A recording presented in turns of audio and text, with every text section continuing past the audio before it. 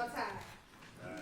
And I get the harsh responsibility of closing you out for the next couple of, for a little while. I ain't gonna tell you how long it's gonna be, but for a little while. And I just want you all to bear with me and bear with us as a state. Mr. Atkins told you this morning that this is kind of like that marathon. They were kind of at that last spot, right before the finish line. And I know this has been a long trial, and like every one of us has said, we thank you for your sacrifice. We know that we have taken you away from family, friends, trip, work. Maybe y'all didn't want to go to work, but from work to be here with us. And so we're going to ask of you just to bear with us for a little while longer. Now, Mr. Weinstein said something very interesting as he closed. He said something to the effect of, the state should be ashamed of themselves for targeting people of color. And I was a little taken aback. Why? Because I am a person of color. The majority of this prosecution team are people of color. And we are not targeting people of color. We are targeting gang members who decided to wreak havoc on communities in Fulton County. And the ironic part of the community that they violated were those communities were communities of color.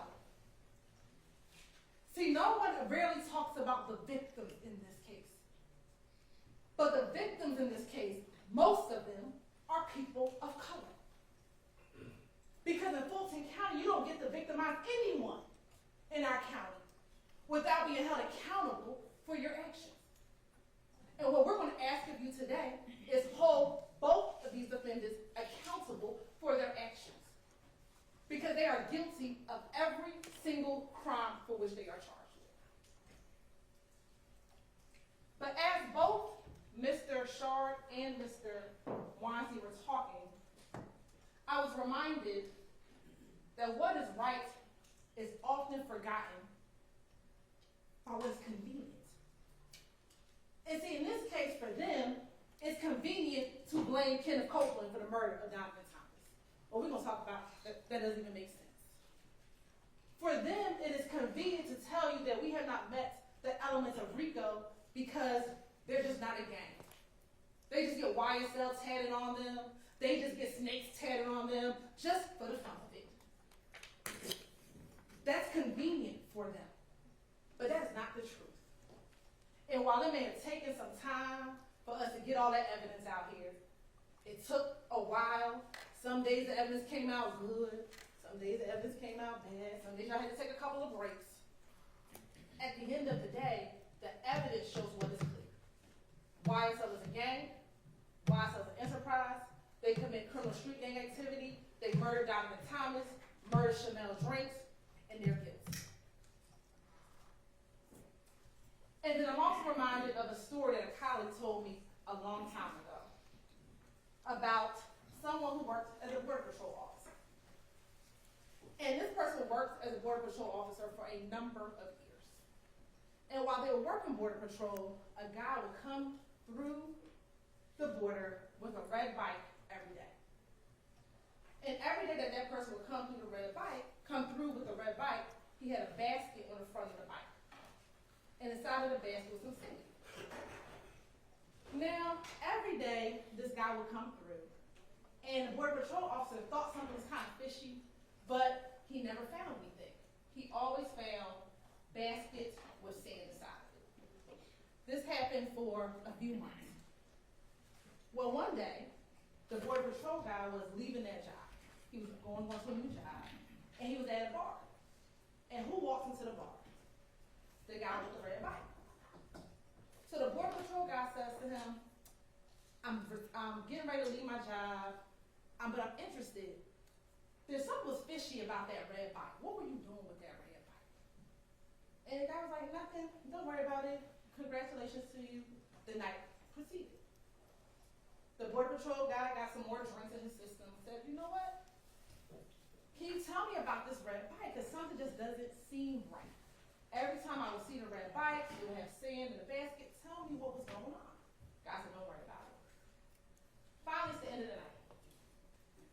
Border Patrol guy is really sophisticated. He said, just tell me, I'm not gonna remember what happened. You're not gonna get in trouble. Tell me what you were doing. And what the guy said was, you know how every day you were focused on the basket with the sand? I was smuggling in a new red bike every single day. See, you were so focused on what was in the basket that you was missing what was right in front of you. And if you listen to what the defense counsel told you for the last about 3.5 hours that they argued, you're gonna miss what's right in front of you. So what's sand in the basket in this case? First things first, stolen jewelry. APD, somebody stole this watch. No one stole the watch. The watch is left back in the house, but they want you to focus on this watch, because if you focus on the watch, you're gonna miss the evidence in front of you. Talked about no reports. Viverito, she didn't write any reports. Well, what she told you is, she wrote her information in the affidavits. Affidavits that get sworn before a judge. Probably better than reports, because a judge has to actually read that information. But if you focus on the fact that Viverito didn't write any reports, you're gonna miss what's right in front of you. Mr. Weinstein talked about length of time. We talked about that. Knowledge of co-conspirators. I think at one point in time, Mr. Shard said, Mr. Minor, who stabbed Lucci, he doesn't know Mr. Kendrick or Mr. Stillwell? Maybe not. But he knows Khalif Adams, who's the one who helped set up stabbing Lucci.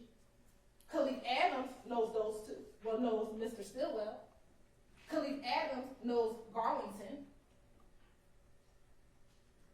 And so, some way, somehow, though, Mr. Stillwell knew on February 9th that Lucci got stabbed. Well, how does he know that? How's that in a text message? That wasn't broadcast to the world. So this idea that just because Mr. Myrick doesn't know him specifically does not mean that they're not guilty of the crime in which they committed. They talk about witness credibility, specifically about experts and what our experts said. But if you go back to any of our experts' testimony, Belknap, Dennis, Gaither, Underwood, the things that they talked about, there were examples of it. They talked about YSL as a hybrid gang. It was Bloods and Crips, and they kind of got together. Well, we know that's true because Martinez Arnold's a Crip. Some of them, Mr. Williams was a Blood. You saw when he talked about sex, money, murder. You see them hanging out together. You see them committing crimes together. Mr. Kendrick and Mr. Arnold in a car with guns on their way to Trestle Tree. We can infer, well, shoot it up. That's what they talked about when it says a hybrid gang. They talked about the music, and we're going to get to the music in a minute. They talked about the fact that gang members use their music in order to brag, promote what they've done in the gang. And we'll see examples of that in a moment.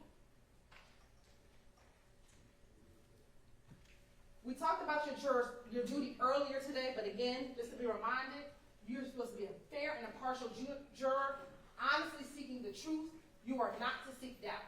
So when you go in the fact, you're supposed to say to yourself, what happened on January 10th? What is the truth about what happened? And is there evidence towards the truth? That is what you're here for.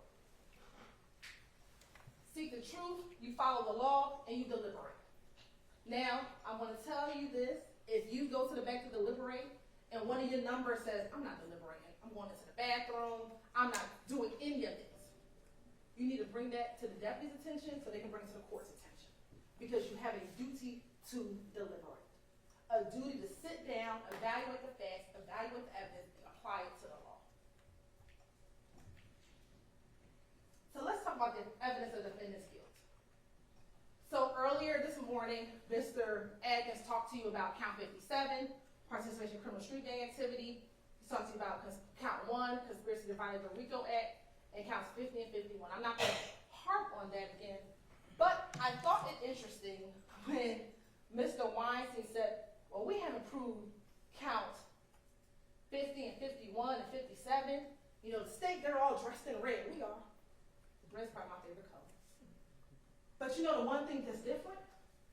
We don't do criminal gang activity. And the court's going to define what that is. See, we're not here because people wear the same colors. They can wear all the greens they want. They can wear all the snakes they want. If they all want to tattoo YSL on them, that's fine. We've told it's not a crime to be a part of a gang. The crime is when you start doing criminal street gang activity, like murdering Donovan Thomas, murdering Shymel Drinks, murdering Jamari Holmes. That is what the violation is, not being a member of a gang.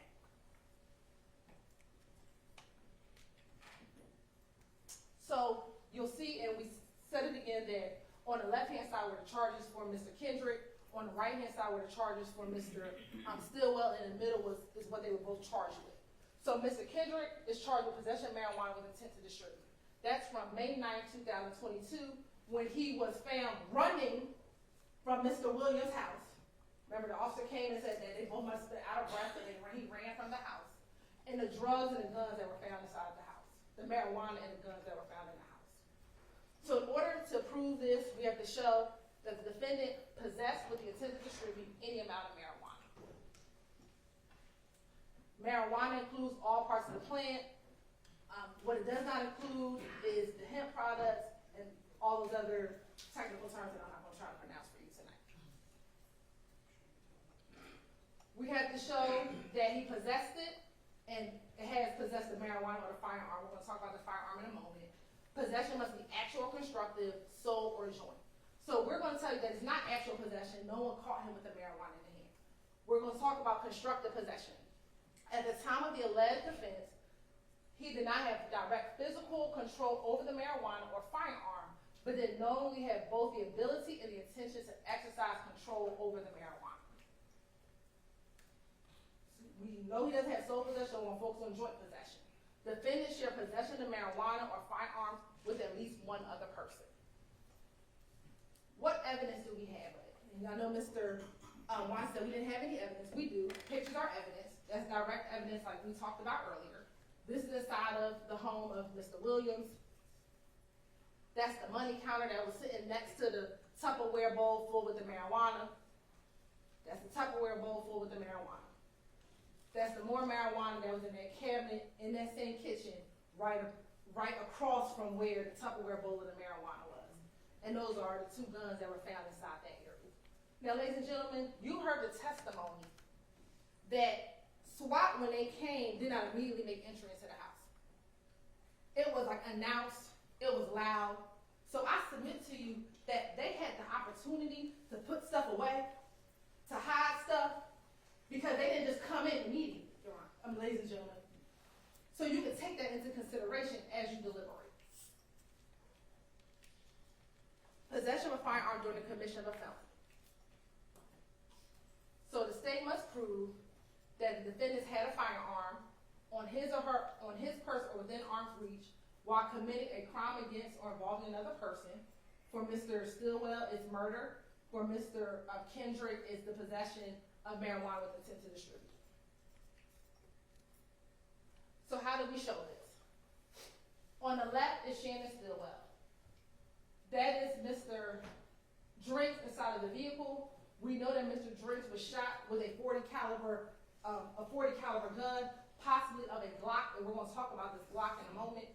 So you can infer, although we do not have the gun, that Mr. Stillwell possessed the gun that shot and killed Mr. Drinks because he's dead and because we have the bullets. You can infer that. That's that circumstantial evidence. Your direct evidence is someone is deceased. You have bullets. We know those bullets come from a Glock firearm. So the only way you can infer that the shooter, Mr. Stillwell, possessed a firearm. Mr. Kendrick, again, you have the firearms inside of the house at the time when the house was raided. There were two found inside of that cabinet. There was the one that's found on this counter. Now, they're also both charged with possession of a firearm by a convicted felon. You have to show for Mr. Stillwell, he has 2 counts. And interestingly enough, I was listening, Mr. Shard never talked about count 64. So, but we're going to talk about count 64. But count 52 is that he's a convicted felon and he had a firearm when he murdered Shymel Drinks. And in count 64, which is when he was apprehended, the gun that was found in the middle of the road, that we charged him with that weapon as well. And then again with Mr. Kendrick, that there were guns and drugs at Allison Drive on May 9th.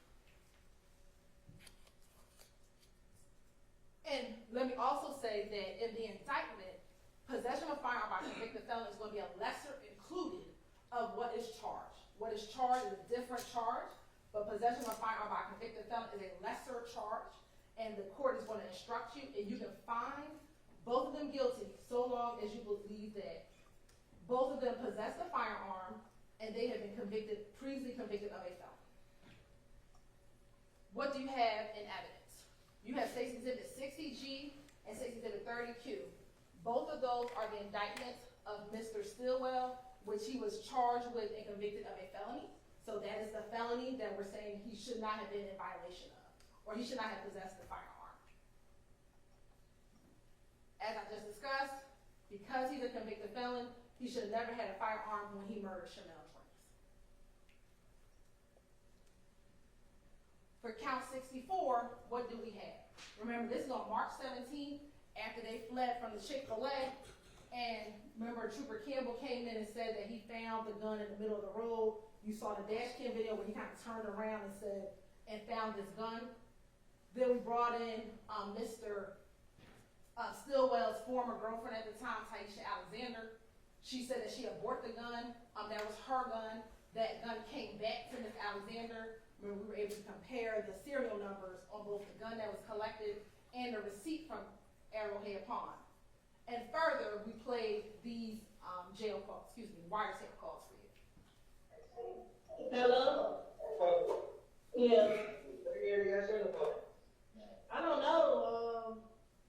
China called was like, you need to play down a high-speed chase to the Baba house. Yeah. Why the hell he in a high-speed chase if he in a rental? His rental legit. Yeah. He got my legit gun. So the fact that she says he got my legit gun, which is that gun right here, he should never have ever even been in possession of it. I don't know what it is. I don't know what's going on. I don't know what's going on either, because usually they'll call, like how he got my gun. Yeah. They'll call and be like, come get your gun, but they ain't even called me. So I don't know where my gun is, I don't know what's going on. And again, this phone call was done on March 17th, the day he got arrested. The day Mr. Stillwell got arrested. Now for Mr. Kendrick, you have in evidence State's Exhibit 487 BV, which is a certified copy of conviction of Mr. Kendrick.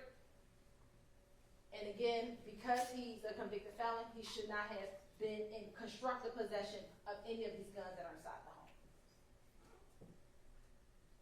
So now, based upon what we have shown you, they are guilty of, right now, count 1, count 50, 51, 52, 54, 57, 58, 61, 63, and 64. So let's spend some time on the murders, because that is what we need to talk about.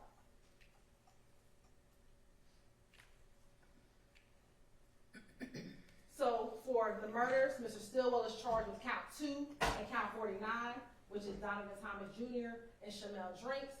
And Mr. Kendrick is charged solely with count 2, which is the death of Donovan Thomas Jr. You're going to hear the court read you an instruction about intent.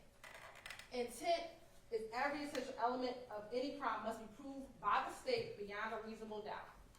It may be shown in many ways, provided that you, the jury, believe that it existed from the proven facts before you. It may be inferred from the proven circumstances or by acts and conduct, or it may be in your discretion inferred when it is the natural and necessary consequence of the act.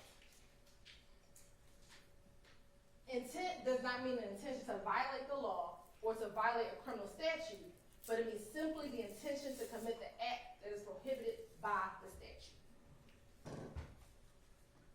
So what are the elements that we have to prove for murder? That Mr. Stillwell and Mr. Kendrick caused the death of another person, here, Donovan Thomas and Shymel Drinks, unlawfully and with malice aforethought. What is malice? It is not necessarily ill will or hatred, rather it is the unlawful intent to kill. You may find malice when the circumstances show that the defendant acted with deliberate intention to unlawfully take the life of another person, or where there does not appear to be significant provocation and all the circumstances show an abandoned and malignant heart. You often hear about premeditation. Some of you like watching these crime shows. The state does not have to prove premeditation to prove murder. So we don't have to sit and say you planned it out and you all mapped it out and that you knew you were going to kill Donovan Thomas or Shymel Drinks right at that moment. If the killing is done with malice, it is murder regardless of how briefly the malicious intent existed. So when Diamante Kendrick rode by the barbershop and they saw Donovan Thomas sitting outside with his friends, and I'm going to submit to you, they started calling saying, yo, Donovan's out here. Let's go do this. That's enough. Or with Shymel Drinks, when Shannon and Garlington are sitting in the car and they're backed in and they see Mr. Drinks pull in and they realize, oh snap, that's the dude from the Shell Cal post. And they see him walking up and they decide at that moment they're going to get him because they're going to get revenge, they're going to get back. That's enough right there. Doesn't have to be days planned. Within moments, that is enough. No specific length of time is required for malice to arise in the defendant's mind. It may be formed in a moment, and instantly a fatal wound may be inflicted. If malice was in the defendant's mind at the time of the act of the killing and moves the defendant to do it, that is enough for the killing to be murder. Now, motive. The law says we don't have to prove motive. You want to know why? Because oftentimes I can't get into the mind of why someone wants to murder somebody. But here, and we're going to talk about it, we have some evidence of motive. Any evidence of motive has been admitted for your use in determining the defendant's state of mind at the time of the killing. So you heard Mr. Agnes talk earlier about parties to a crime. I'm not going to go over all of the principles again, but he gave you the example of the bank robbery, right? Everyone who is a part of the crime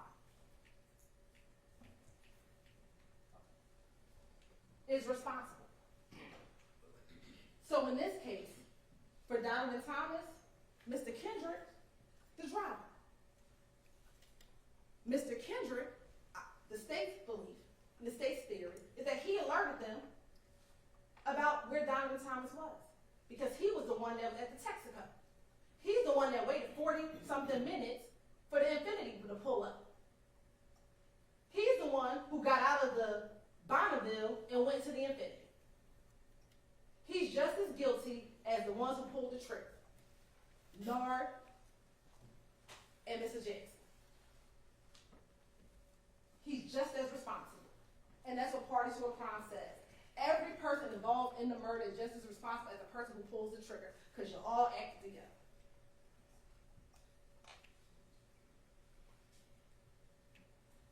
Now, we have in Shymel Drinks an individual that you kept hearing about, DeMarco Boyer. And someone brought up that DeMarco Boyer isn't on the indictment. Well, this is the law that's going to be instructed to you. Any party to a crime who did not directly commit the crime may be prosecuted for commission of the crime upon proof that the crime was committed and that that person was a party to it, even though the person alleged to have directly committed the crime has not been prosecuted or convicted, has been convicted of a different crime or degree of crime, is not amenable to justice, or has been acquitted. Mr. Boyer's day is for another day. We're not going to talk about Mr. Boyer today. Today, we're going to talk about Mr. Stillwell and Mr. Kendrick.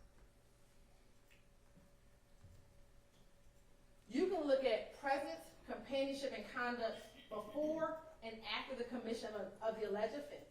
And those things may be considered by you in determining whether or not such circumstances, if any, give rise to an inference or the existence of a conspiracy. So what does that mean? You can look at what they did before, what they did during, and what they did after.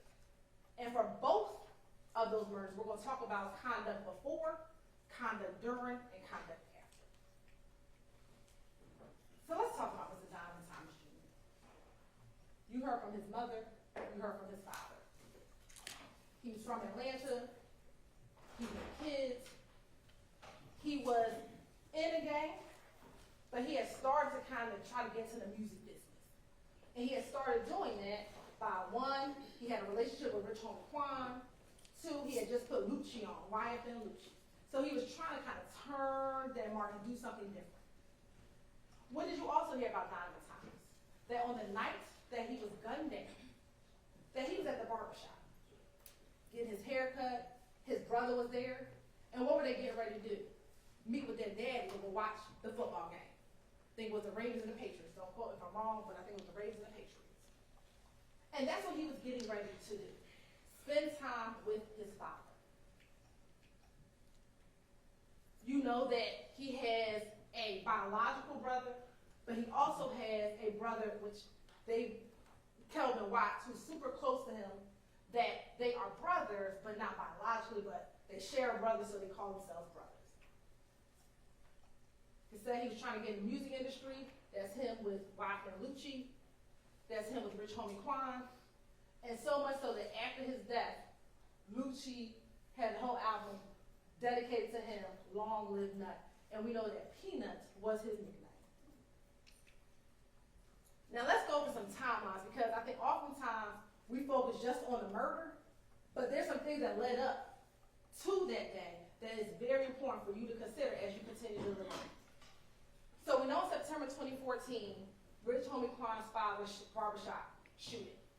Now, Mr. Copeland, we're going to talk about Mr. Copeland, told you on the stand here that him and Threat were responsible for that.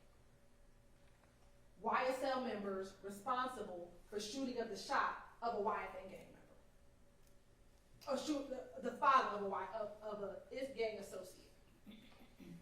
Then, if you can recall, in all of the different interviews, majority of them, Mr. Copeland talked about this shooting at the Lakewood gambling house.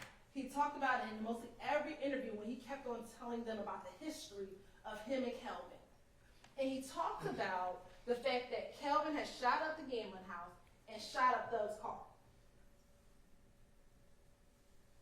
Then he talks about, in multiple interviews, a meeting at Cascade Skating Rink, in which him and Kel were there. Kel wanted Copeland to call Thug so they can maybe squash whatever issue that they had. And that when Thug, Mr. Williams, got on the phone, he asked Kelvin, "Are you going to pay for my car window?" Kelvin said no. They got into it, and it kept on going. You heard about the January 6th fight at Club Crucial, in which Copeland was jumped at the club. And then upon leaving the club, there was a fight with Bloody J, that some YSL members jumped on Bloody J, and that Kendrick and Arnold, they were arrested when they left the club.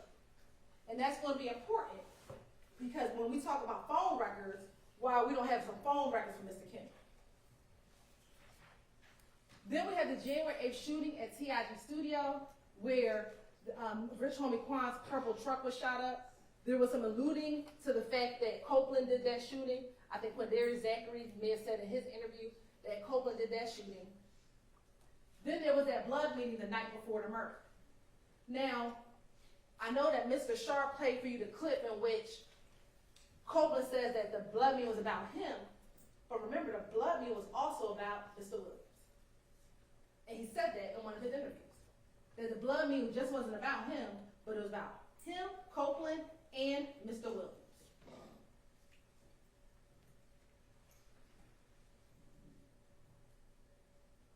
Then on January 10th, you have the death or the murder of Mr. Donovan Thomas at 330 McDaniel Street.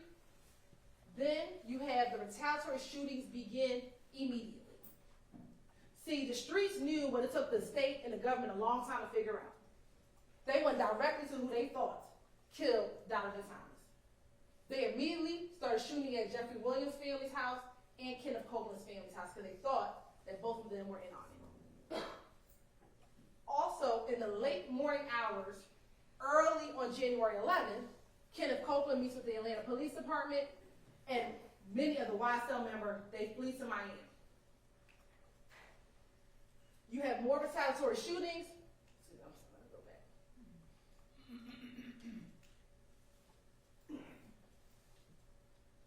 Then, in between April and May of 2015, you have the incident at the Dunbar Center where Copeland is found with that gun. They don't arrest him then.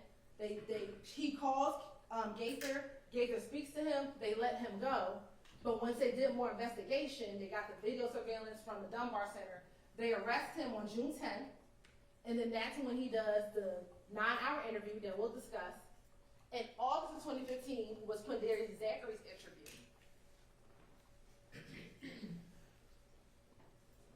In September of 2015, Shannon becomes a target of 2 shootings, one at the Green Store, the other one with Ms. Tierra Jones. In October 2015, arrest warrants are taken out for Garlington, Copeland, Sledge, and Stillwell. In November 2015, there was a preliminary hearing. The case was dismissed against Sledge. In 2016, the case was dismissed against Garlington and Copeland, and Stillwell received a bond. Between 2016 and 2018, there was some additional investigation and follow-up, and the indictment came in 2022. We're going to talk more about these dates, but I want to give everyone a general timeline overview. As Mr. Atkins talked to you about earlier, you determine the credibility of the witnesses. And I can't remember if it was Mr. Shard or Mr. Weinstein who said it, but they are absolutely right. We don't choose our witnesses. The witnesses and our victims are chosen by the crimes that are committed. So when you do your gang murder and you brag to your gang member friends that you murdered someone, then the person I have to bring in here to tell you what happened is the gang member friend. And the gang member friend isn't going to want to tell you in front of them what they told the police. So that's why I had to fight. Ms. Love got to fight. We got to argue with them back and forth because now they have to come in here and confront the people that they snitched on in front of them. So, and they know that. They know that none of these witnesses want to come in here and say what they told police. And they're begging on you to say, well, I don't know. I mean, he did swore an oath in court and said that he told the God's honest truth. Mr. Coleman tell them God's honest truth in this courtroom. Maybe some of the stuff he told was truthful. Here and there, like he said, he's doing a little bit of truth sometimes. That's what he said, right? He did that a little bit, and we'll talk about that in a moment. What's going to be important are prior statements. It is important because you as a juror get to determine the witness credibility, right? And this may be affected by you comparing and contrasting the testimony to statements or testimony of that same witness before trial started. You, the jury, can decide whether there's a reasonable explanation for any inconsistency in a witness's pretrial statements or testimony when compared to that same trial testimony. And we're going to actually apply common sense and reason to decide what testimony you believe or do not believe.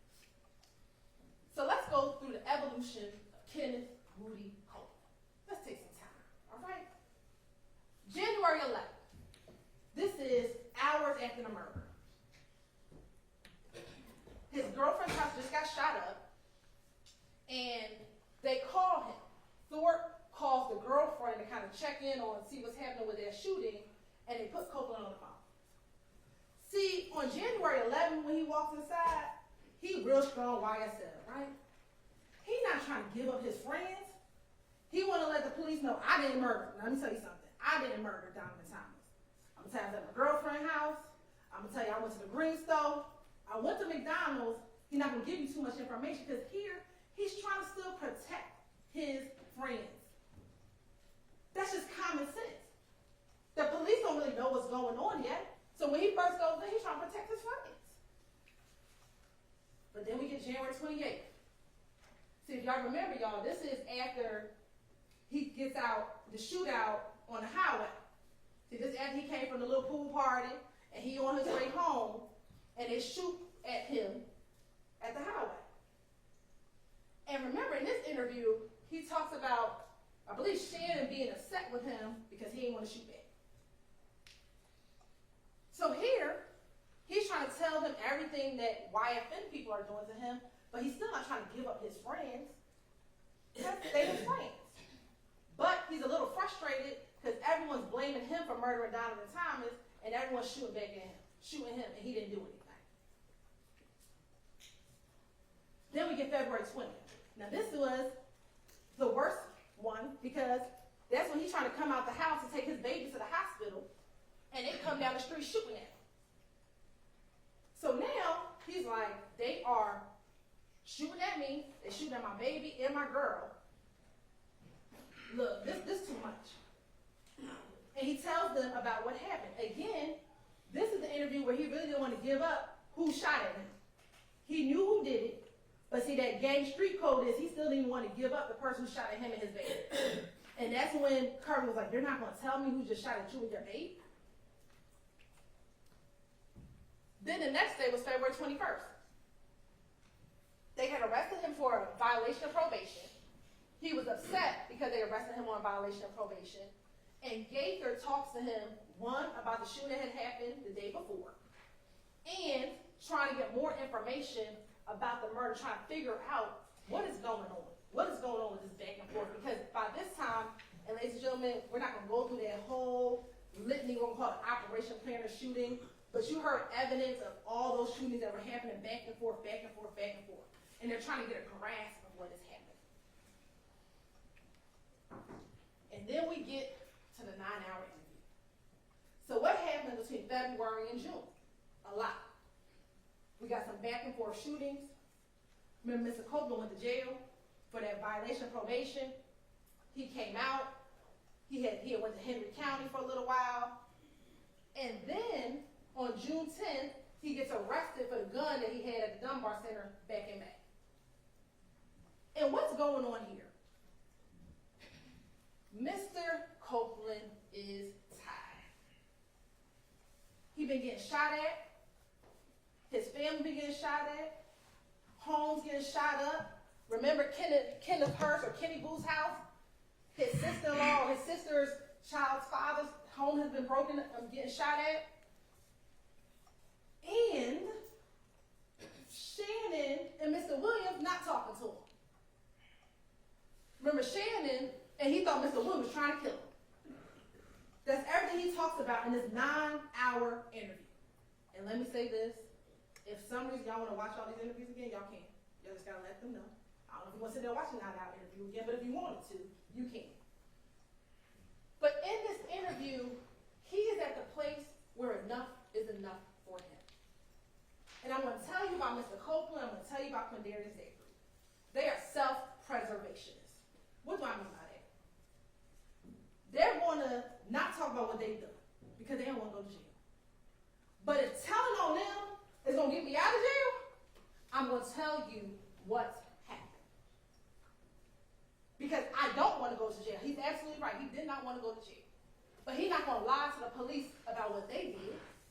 He's going to minimize what he's done.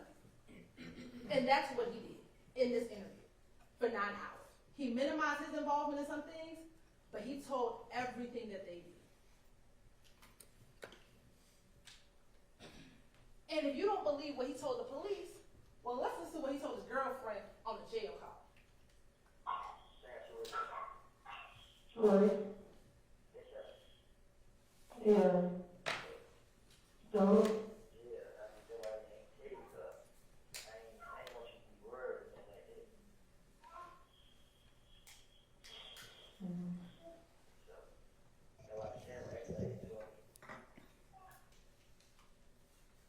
Okay.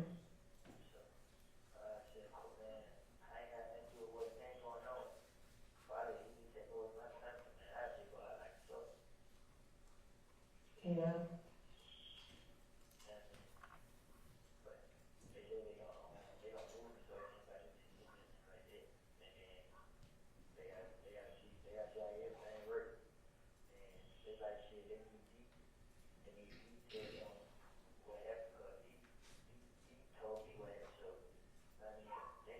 This how you want to move with.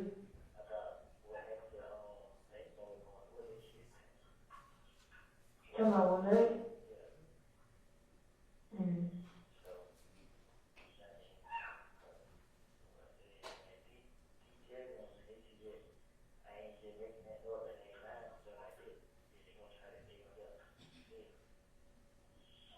Yeah.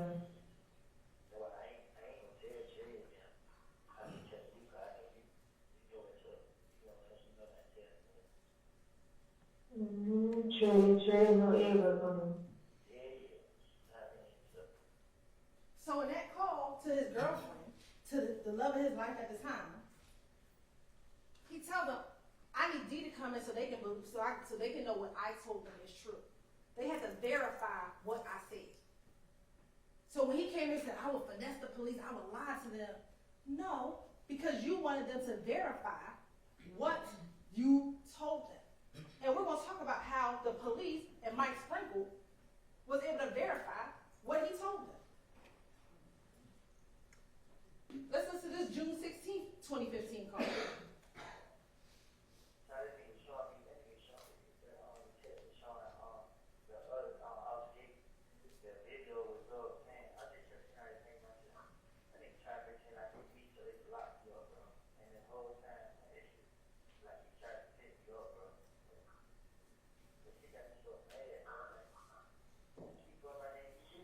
They didn't go off with what son, man.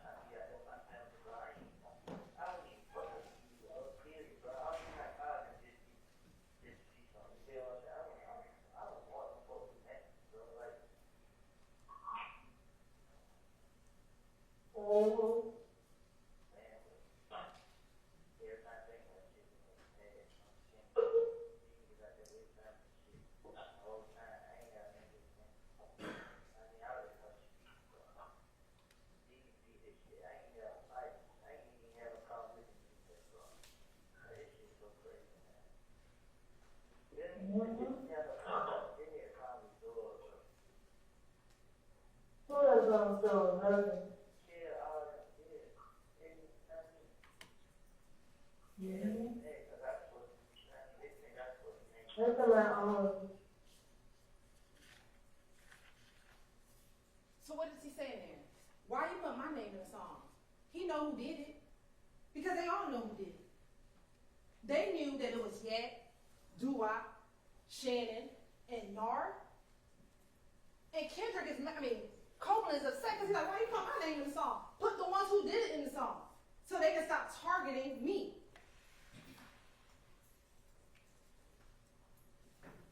Now, let's talk about his trial testimony. You know, I actually do like rap music, contrary to popular belief. And there is an artist, Young G, and he has a song called Put On. And I'm telling you what Copeland and Zachary did while they testified here was they put on for YSL. They came in here acting all types of foolishness. And that's because they wanted to show their gang member friends, look, I'm still part of the conspiracy, y'all. I know I snitched on y'all back in 2015, but I'm gonna try to help y'all out as best as I can. And that's what they did this entire time. They friends. They've been friends for a long time. They wear the same clothes. They lay together. What makes you think that Demekian, when he got into that car at McDonald's and say, yo, let me tell y'all what they just did. Let me tell you what our homie, our boy for the last couple of years just did. They just killed Nut. Because the kid wasn't around. He was asleep at his girlfriend's house. So he missed the action. So you don't think when Demekian get in the car, he's not going to say, yo, let me tell you what Shannon just did, Joe. They friends. And they want you to believe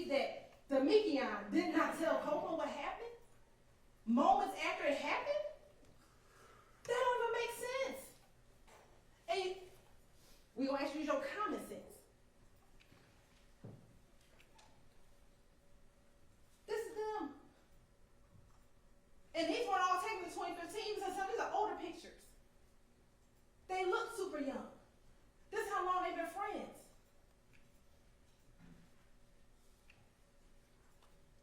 Now, it was interesting when Mr. Shard asked, why we show you this video from 2009? Let me tell you why. Because Quindarius been around for a long time. Quindarius been around since 2009. So Quindarius knows about what's happening.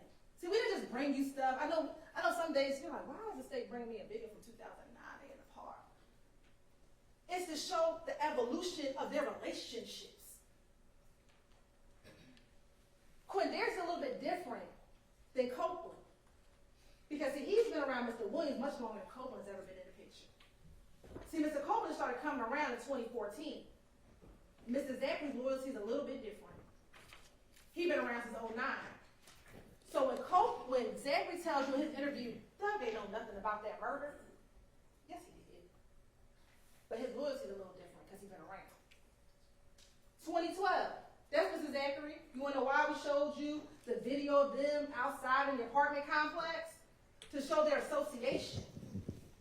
Again, Zachary been around again for a long time. He real better than it. He rocked through YSL. So he has a motive to lie for Jeffrey Williams that Kenneth doesn't have as much of. In his interview. See, when Quindarius interviewed, he asked to come and speak to the police. And you're going to watch his interview because what both of them do in their interviews, both Copeland and Quindarius, and this is how you know they were telling the truth, they would correct the officers. If the officers were repeating something that was wrong, they would say, no, I didn't say it like that. I said it like this. That's what they would do. That's how you know that what they were trying to tell them, they were trying to be as truthful as they could so that they would get it right. They, meaning the police, would get it right. And again, same thing. He come in here talking about he wanted to take one of the investigators out, all types of nonsense. But again, putting on for YSL. And again, he's been around. They friends. They friends. And why would they lie on their friends? If they knew to make up stuff and make up lies, why would you lie and say your friends committed a murder? That doesn't make sense. Why lie? You could just say anybody made up the murder. If you were just lying, you don't want anybody to verify what you were saying, you could have said anybody committed the murder. But that's not what they did. So there were a lot of different witnesses that came in about Donovan Thomas murder, but we're going to talk specifically about these individuals. Investigator Thorpe, he was the original detective on the case. He took out those arrest warrants in October. And that was after talking to an individual by the name of Spencer Wright. He then turned his file over to Mike Sprinkle. Then we have both Dennis and Gaither. They were both, just because of the back and forth that they were investigating, just ended up talking a lot about the murder with these different individuals. And then you have Kenneth Copeland and Quindarius Zachary. And then what did Mike Sprinkle tell you? When he got the file, he reviewed it, and the first thing he did was realize that Spencer Wright was lying and said, okay, I have to get rid of this information. And it was something that Mr. Shard said, which I found interesting. Mr. Shard said that Nicholas Robinson, aka Spencer Wright, is an example of individuals who would say anything just to get out of jail. But the difference between Nicholas Robinson and Quindarius and Kenneth Copeland is that Mr. Sprinkle couldn't verify what Nicholas Robinson said.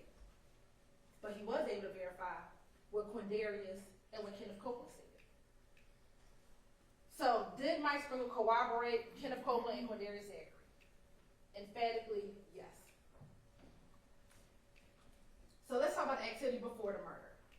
And some of these are the videos, but there was no dispute about the Lakewood shooting in Club Crucial. And what you have in both of those interviews is that both Copeland and Zachary actually sat and talked about those shootings. I'm not going to play the video for you, just in an abundance of time, but we know that those two things at least were not disputed.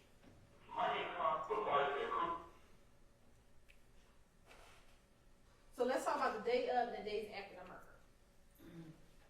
So, what did Copeland tell you about that morning? So when I woke up, they know that she already told me to go to the mall. So I woke up, she said, I got that. I called her, what you with? She like, oh, I don't know. She don't want the $10,000 head. We going home there. I'm like, dang, you got it. With a long story short, she don't know what to do. This is near where the murder happened. Yeah, this is crazy. So, after that, I had that night murder happened.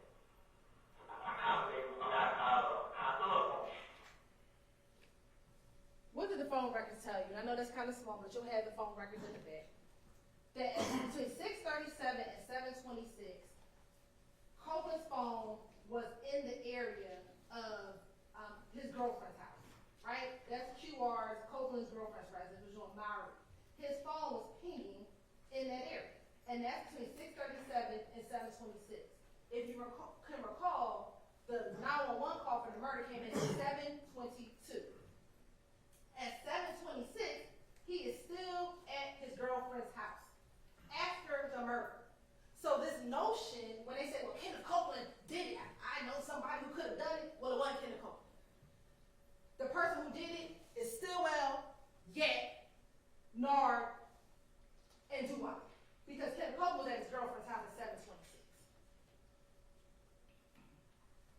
Then he says he went to the green store.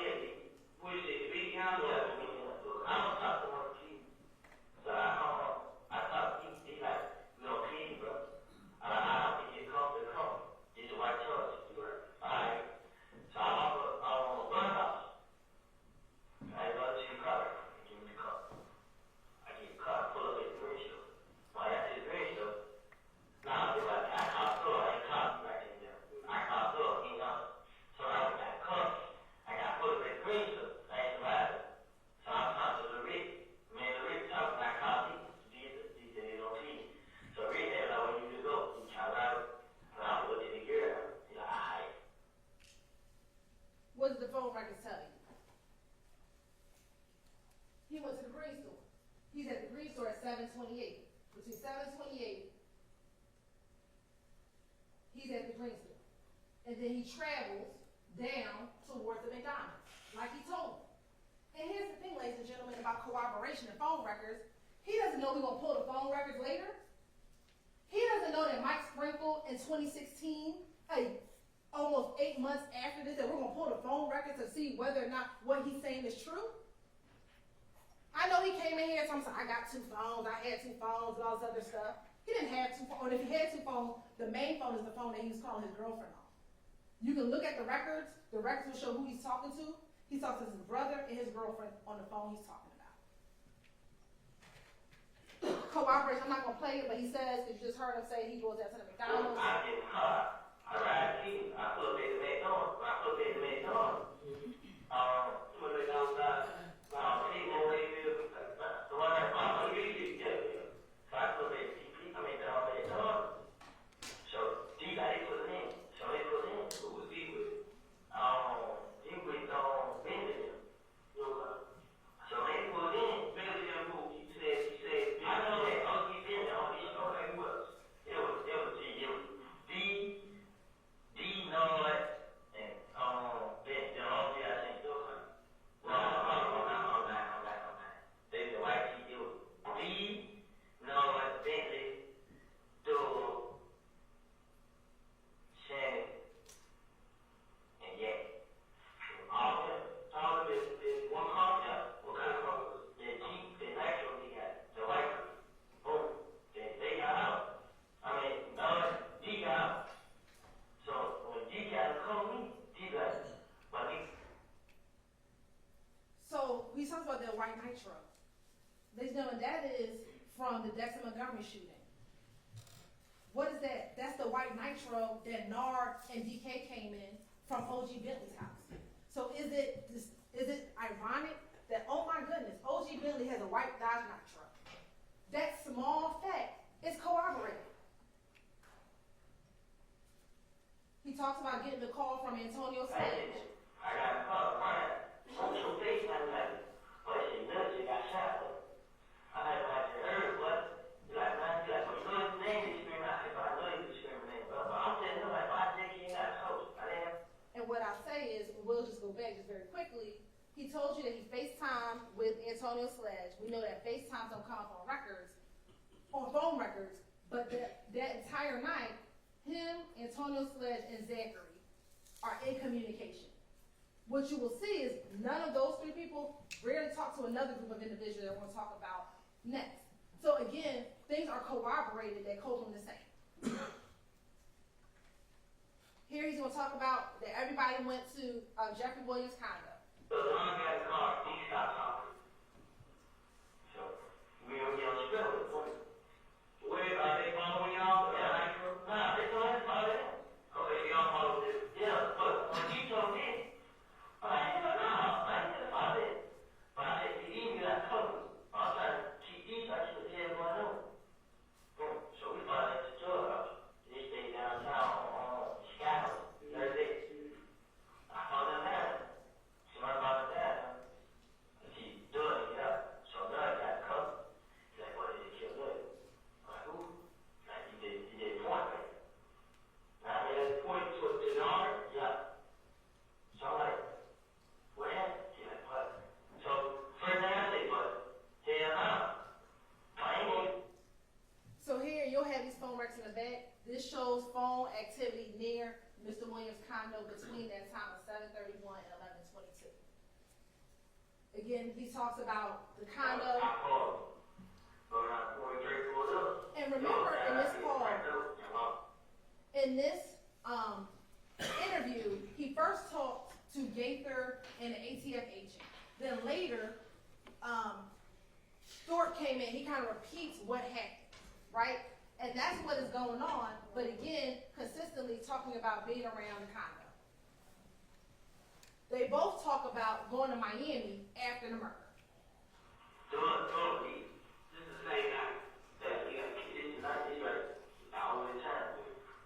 Stewart called name, like the people that driving around, he called them. And had the person driving around is his personal man.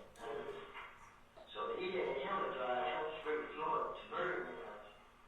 Like him, Doug, his sister, a girl,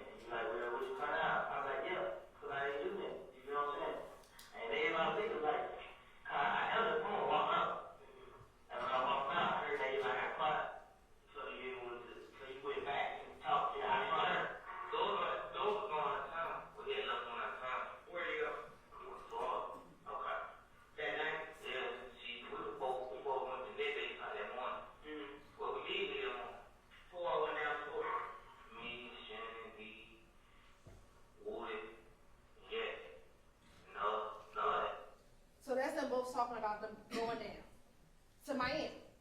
Now, in court, that's probably one things that they talked about, that they all went to Miami. But they all said they went for this concert in Miami. Well, ladies and gentlemen, we showed you all the flyers, and there's no flyer in Miami for January 10th, 11th, 12th, 13th, 14th, 15th, 16th, 17th. The only flyer in Miami, or in Florida, was in Tampa Bay. So the question becomes, why are y'all going to Florida right after Donovan Thomas' murder? To flee. Because YSL knew what they did. And they had to get up out of Dodge. And they went down to Birdman's house to lay low until things, maybe some of the dust starts to settle.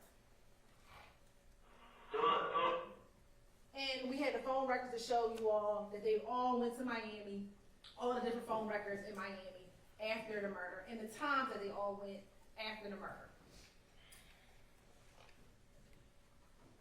Now, we talked about the Grand Infinity. They both discussed, well, Copeland said there was Thug that rented the Grand Infinity.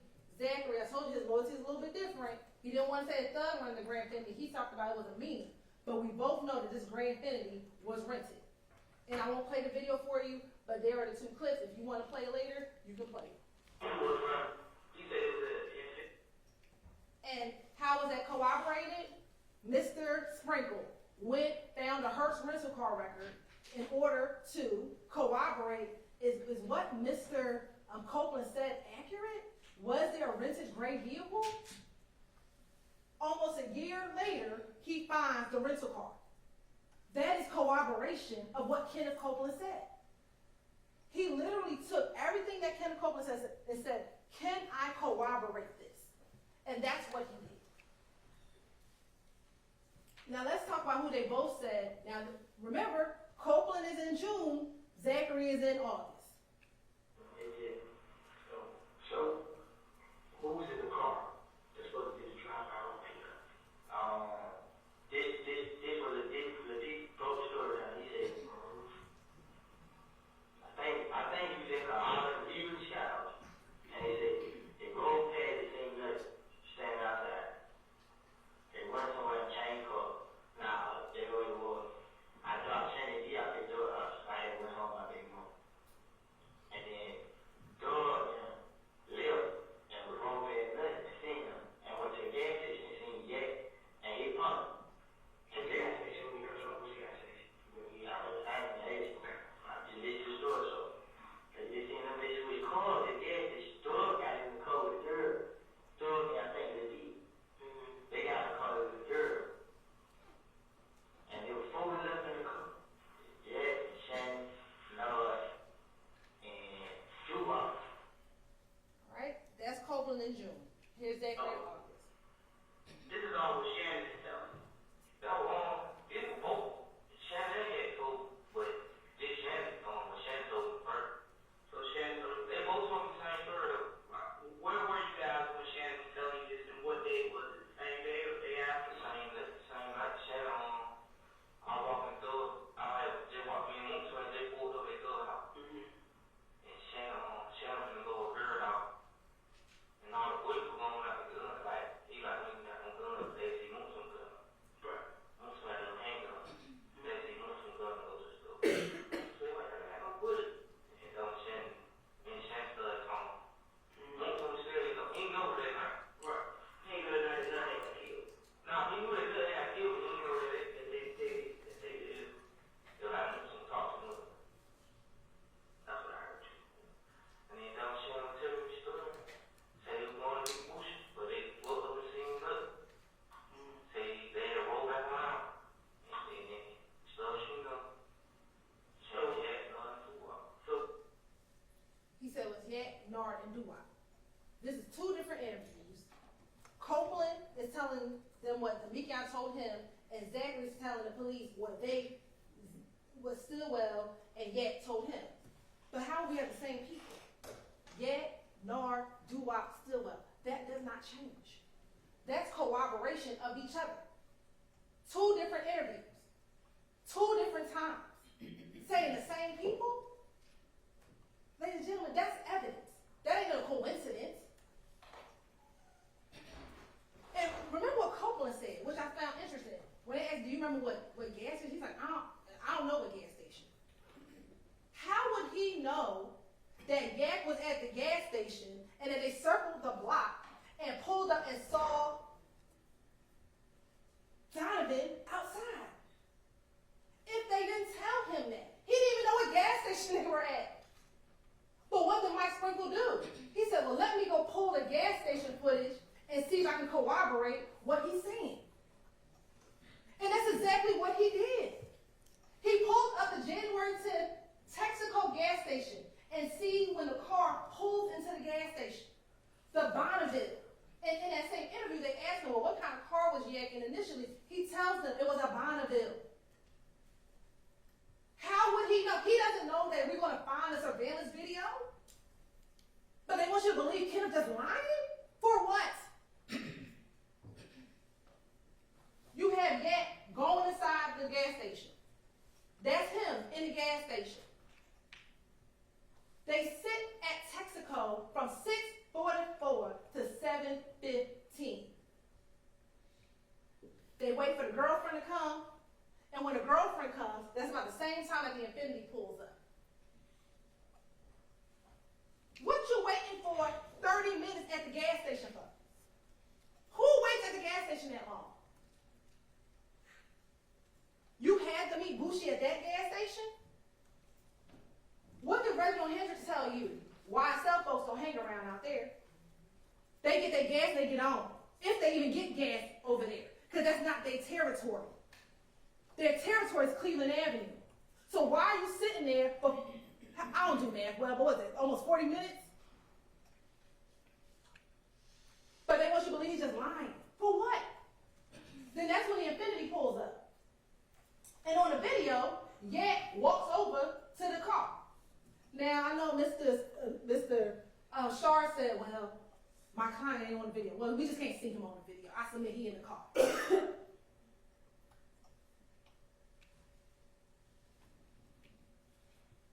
Then they both leave at the same time, and they both turn right on Northside Drive.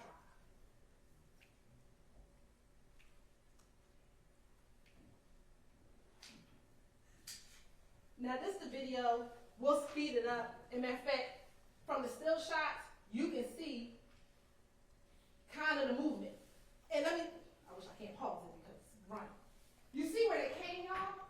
They came down McDaniel. Well, what's right about here? It's the barber shop. I know Mr. Wines tries to say it's a block away. It ain't a block away. Literally, when you go out here, you look up the street, you see the barber shop. It's not a block away. It's yards away. So they had a vantage point to see them when he's driving down McDaniel Street. He's the one that alerts them. Kendrick. If Kendrick didn't tell them that he saw Donovan, maybe we wouldn't be here today on a murder charge. He did that. He's the one who alerted them. That's why he's just as guilty as the ones who shot.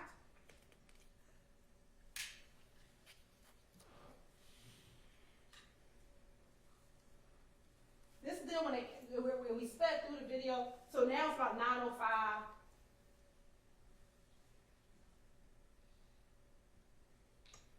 That's Doo-Wop getting out I submit to you, that's Doo-Wop getting out the car, smoking a cigarette. I submit probably trying to look to see if he's still out, if Donovan's still outside, so they can see how much time they had before Donovan go inside and go get his hair cut.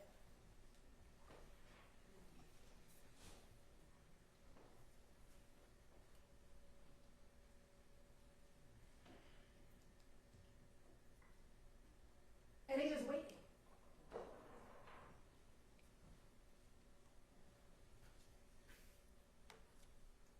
That's when we believe Bushi pulls up in that car.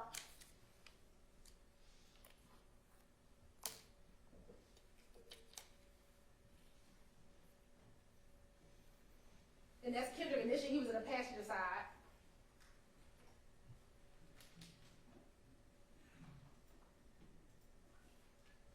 And then that's the driver, that's I submit to you all, that's Bradford. He gets out the car.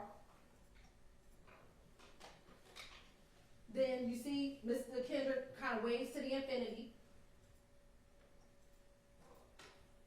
Then he walks over to the Infinity.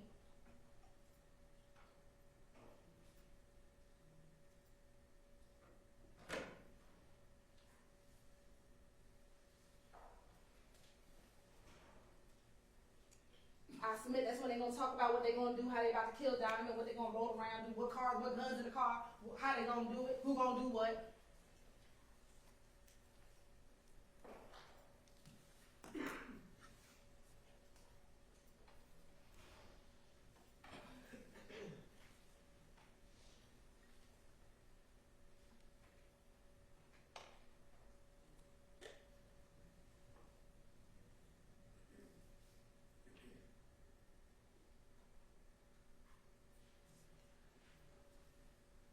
He now gets back in the driver's seat.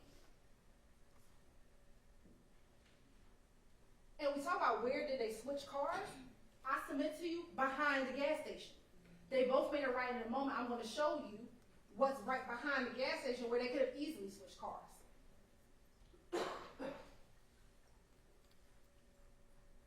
And then, and remember we talked about the time, so it's not 8:08. Remember this time is off by a few moments. And that's them coming down the street in the Infiniti, shooting. Of course, you're going to see, and I'm going to play this, all this, the reaction, what happens in the store. You got babies running. Bullets have no names. And they have the audacity to tell you that we're sitting here trying to charge people of color? No. You should not have to be sitting here on a Saturday trying to get your hair cut and have bullets come inside of a barbershop.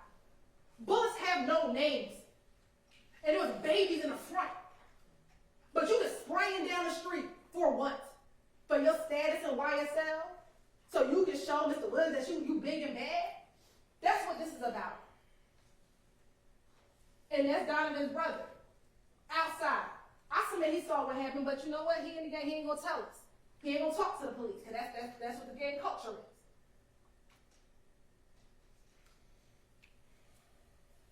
So this is the Texaco.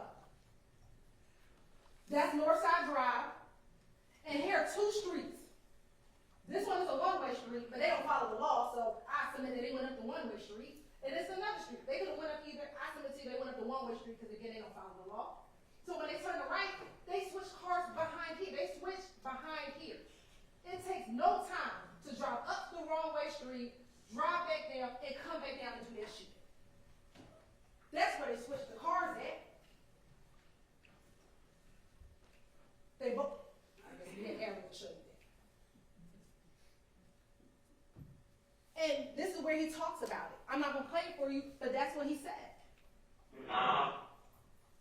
And let me tell you something. This is how you know they switch cars. We told you he came in the Infiniti with Javor's Bradford, right?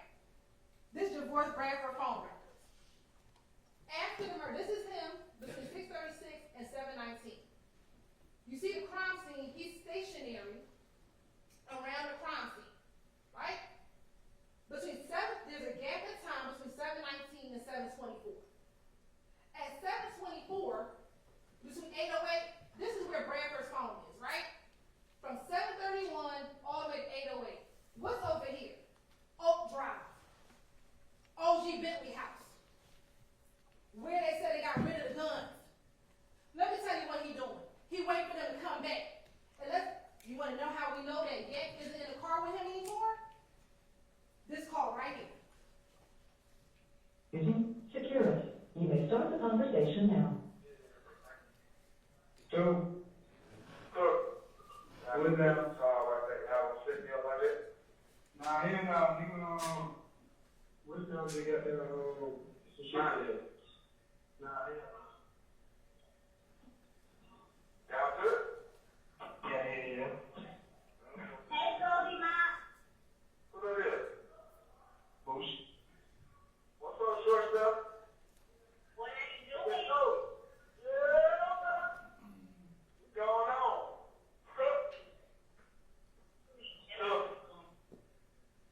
Yeah. Yeah. Where you at?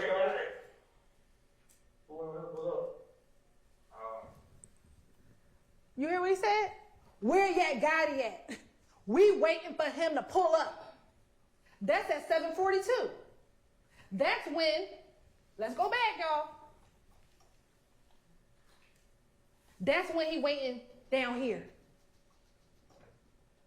At 7:42, which is one of the calls that's right here, Yak ain't with him. You want to know why? Because Yak with the other three murderers. That's where Yak at. What evidence do we have? No, we don't have DNA. You want to know why? They got rid of the car. No, we don't have DNA. You want to know why? Because they got rid of the guns.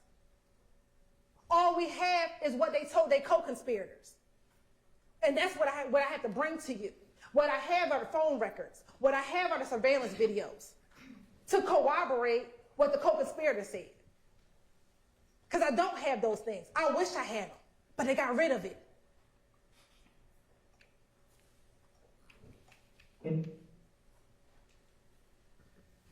That's Yak the night of. What'd he say? Maniac's back. That's what he said, right? Y'all know me in my Santana voice. You right. The maniac's back. He just drove the car that took somebody's life. For no reason. For no reason. That's just to show you, that's Javorce Bradford in that Pontiac. That's on that surveillance video. This is when they talk about the guns used to commit the murder. Go back to nothing. Make sure that everything right. Demetrius pretty much told you it was him, Shannon, Nard, Bentley. Now,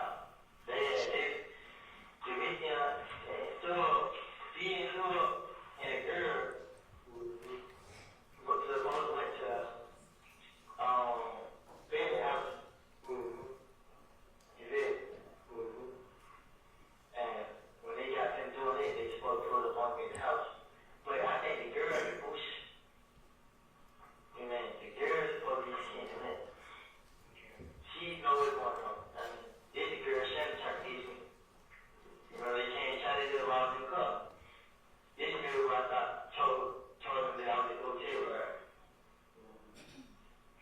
So it was Yak driving, Shannon with the AK, Nard with the pistol, and Dewap with the pistol. Now, I don't think Dewap had the pistol. Okay. Alright.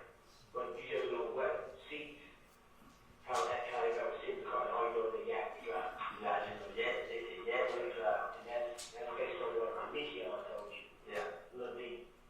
Okay. We gonna lie, why not say Doo-Wop had a gun? Let's lie. Like, we gonna lie big. Everybody had a gun. But he didn't do that. He said, nah, I don't think Doo-Wop had a gun. I don't think so, but I definitely know Yak was driving, because if we gonna lie, say Yak had a gun too. But he didn't do that. They ain't gonna chill back there. What's wrong? They had AK-762, right? He said, you tell you gonna say what kind of gun they had for the murder, right? He said AK-762, who's gonna say? That one, what else? That one, a 4.5. Who's gonna with the 4.5? Shannon. You remember what brand it was? HP or something. XP? Yeah. What are the shell casings? How he know it was a 7.62? That's what Donovan was killed with. Those the bullets that came out of Mr. Thomas. The shell casings that was found, there was multiple types of shell casings. 45s, 9s, and 7.62s. How they know that? This is called corroboration. This is called verification. They don't know they don't know what bullet was pulled out of Donovan Thomas's body at the autopsy. They don't know what shell casings the police picked up off the ground. But ironically, they know, it's not ironic, they know the type of gun that they use.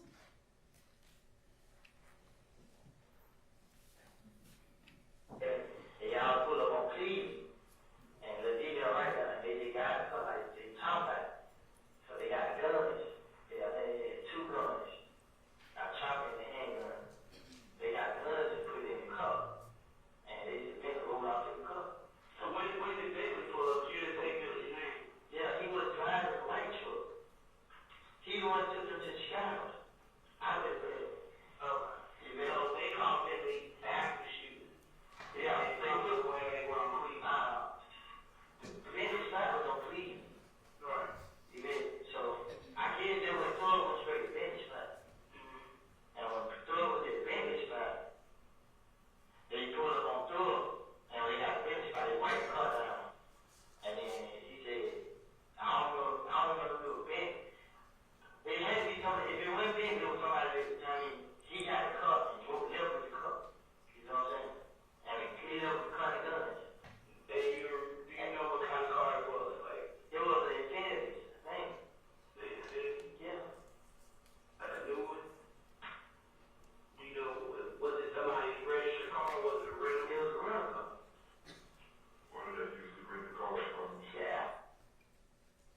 when he finishes, he's at the airport. What he's doing now?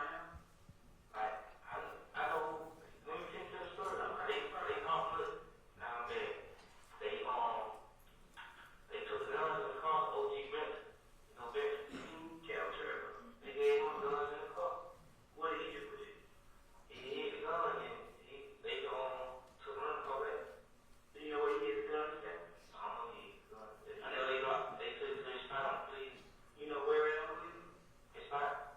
Yeah, I don't know the address. It's on Oak though. Oak Drive? Yeah. Y'all saw the address I showed y'all, right? It's on Oak Drive. That's Bentley spot. And isn't it ironic that that's where the guns was kept in April when Dexter Montgomery, when they went and shot up Dexter Montgomery, they got all the guns from Bentley spot. Bentley keep the guns. That's what happened here. When we talk about interrelatedness, this is the interrelatedness that we are talking about. The same location, you drop one gun off, you pick one gun up. That's what happened. That's what Walter Murphy, I'm not even gonna play the clip, but that's what Walter Murphy told you back when he was interviewed in July about OG Bentley spot. You think that that's ironic that both Copeland and Zachary talk about the guns going? Oh, and the phone records corroborate that all the phones was at Bentley house right after the murder? All of those things are corroboration.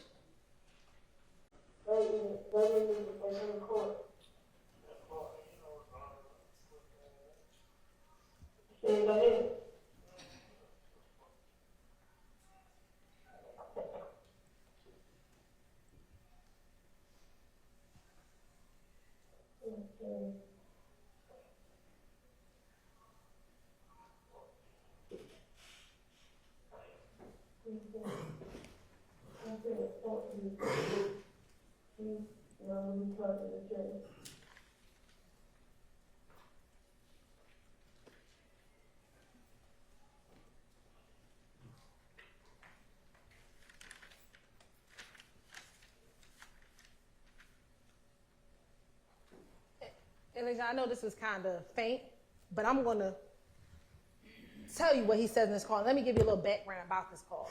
This is November 19, 2015. This is after his preliminary hearing. Y'all heard about the preliminary hearing, right?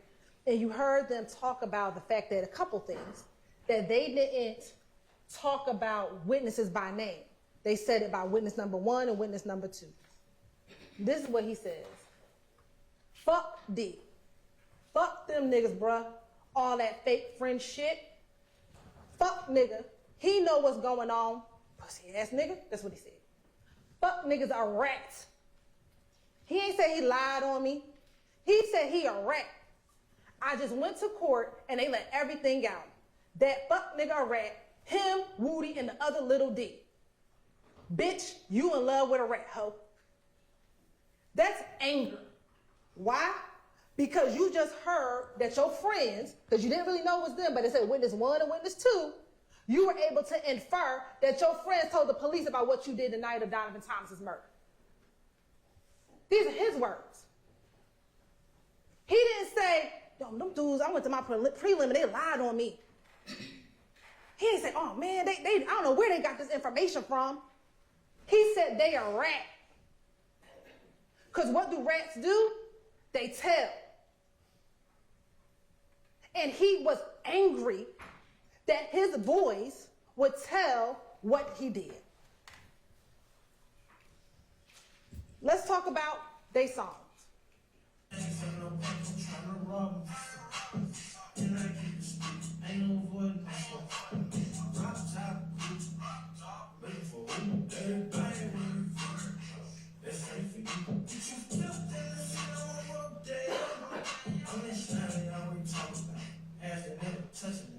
I just be a murderer. Pay my lawyer better for that. And I sound a butter law. Make my own killer. Sound a dope, man. I knew what should be back. Then I wipe your nose and your film face just smile out. So what's important about the timing of this? Ladies and gentlemen, we told you that between 2016 and 2019, there was no court involvement. From 2019 to 22, there was no indictment, nothing happening in the case. So in 2019, which is 4 years after the murder, he knows that Sledge has been dismissed, Copeland has been dismissed, and Garlington has been dismissed. His case is the only one that ain't been dismissed. In 4 years, you haven't heard about an indictment. You think you beat a murder rap. This isn't, oh, he was on this and that. He thought he beat a murder rap because you're not indicted until almost 7 years later. So you think you got away with it. I keep a stick, ain't avoiding no smoke, a chopper. I just beat a murder rap, pay my lawyer $30 for that. Me and my slime's above the law. I know it's mumbling, but he said, we don't work in court at all. And I wipe your nose, sit in your family's face, and just smile it off. Some of these things he repeats in multiple songs. What's this song? Roll like boom, like boom. Let's go. Walk up in the chopper, been up, put you down. If we really living, like they gonna take them down. I'm really living like that. I'm just the one made it out. I live in a hurry. Walk it out. I mean, I hurry. Walk them down. And anybody get can't show me. I just let it go on the curve, got me Picasso. I work, chalk, work, block, work. Can't tell you the feeling consequences, cause they did not want big little, big slides. Up by my name is Big Shacks. Bitch that, big shots. Riding on your block, hanging at the top. They know I go bumpers, they just want some pop. Yeah, I'ma give you cop, put you on that box. Blank break up. That's your new, that's the new. This song, remember, these songs were on his phone when we found it in 2022. But remember, we said that they may have been created maybe 2020, sometime between 2020 and 2022, right? At this point, they real brazen because they don't think they're going to get held accountable for the murder. So they start saying stuff in their songs like, I just beat a homicide. Ha, ha, ha, walk it off. I just left that boy on the curb. Well, where was Donovan Thomas found, y'all? On the curb. I'm a big lizard, big slime, big shots, riding down your block, hanging out the top. Oh, shoot. Didn't Reginald Hendricks say that somebody was shooting out of the top of the infinity? See, now you start bragging on it because you think you beat it. So now you, like our experts told you, they start bragging about it. What we call is dry snitching. You telling on yourself. Because you don't think that the police are going to find your phone. That's why you threw it. But luckily for Viverito, she listened to them jail calls and found that phone. Because you didn't think we were going to find it. This is called confession. This ain't rap. This is a confession over a beat. If I'm throwing my name attack to the big shit, the way that I split shit, maybe the thought that I really ain't got. Oh, you fuck out of red light. I don't go, I don't bring like my cup. I said I'm take you down, run them down. Woo! Walk them down from a mile, walk them down. They let them inside that smile, smile it out. I don't give a fuck about a red light. I'm on go, I'm on green. I see an op, I'm taking him down. Walk him down from a mile. The last homicide, I smiled. How many times you gonna keep talking about the fact that you killed this man? And you bragging about it? This now song number 3. And then I can send the whole gang to the heavenly house? You good with killing folk. That's why you didn't kill Donovan, you didn't kill Shymel.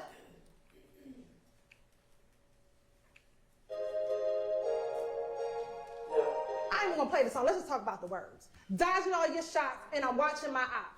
Let that bitch rain out the top of the drop. Here we go again. Lizard walk your block, let that glizzy rock. Oh, glizzy, ain't that a Glock?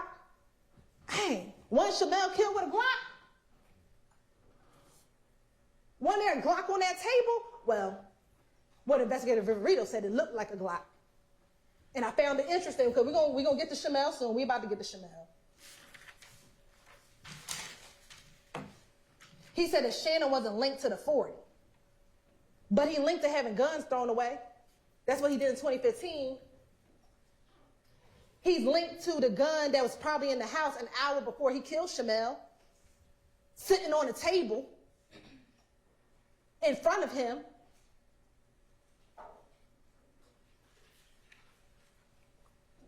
We ain't gonna play this one either, but let's talk about what he's saying this. I see ops fall, Shell, know my call. That's Shell Kell, y'all. Every slime play nasty. That's what he says in the song. They wonder how we lasted. Bout my gang, it will never end. Again, beat the hum. What do you think, y'all? No evidence. He don't realize that what his two co-conspirators said is evidence. Those interviews are evidence. His confession over a beat is evidence. This is evidence, ladies and gentlemen. And this is evidence you can take to the back, deliberate, and find him guilty. The surveillance video is evidence. No, we don't have his phone records, but you got his two friends telling y'all what he did. And they don't got no reason to lie on him. For what?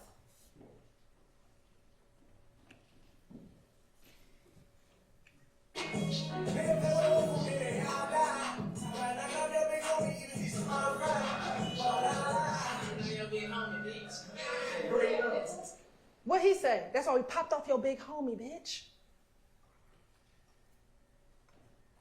Donovan Thomas was the big homie. There was no need for that ad lib at the end of the song. But again, in 2020, they brazen. They have the audacity to think that they can just brag about killing somebody and no one's going to hold them accountable. That's what they're doing in 2020. Tahoe? Everyone knew that Donovan drove a Tahoe.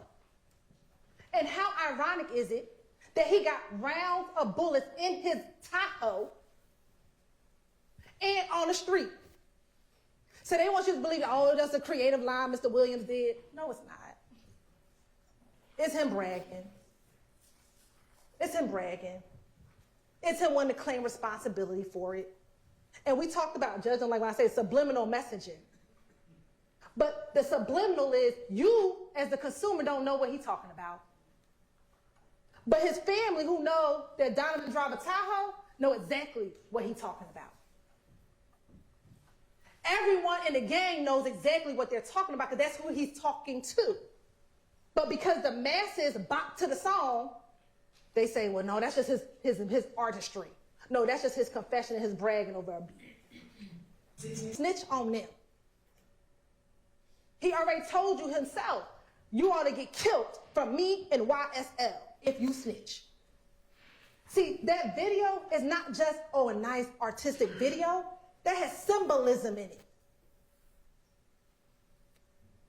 So now they're guilty of all those. Let's talk about Shymel. Young man, probably started associating with people from YFN. But on the day that he was about to get killed, he was about to go back to his girlfriend's house to go eat some spaghetti. That's what he's doing at the light. Get ready to go back. You see him go inside the gas station. He's not worried about a thing. He doesn't know that seconds later he's going to lose his life.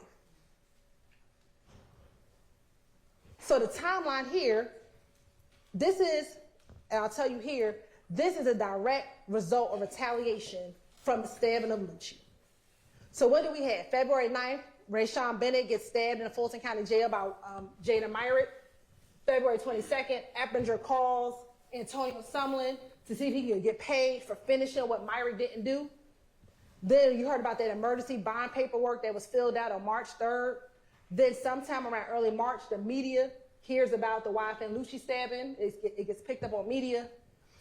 On March 11th at 3 a.m., two YSL associates, Christian McMillan and Darius Ford, are murdered on I-75 and I-85. That same night, there's a shooting at 12 Atlanta where a YFN associate gets shot in the head.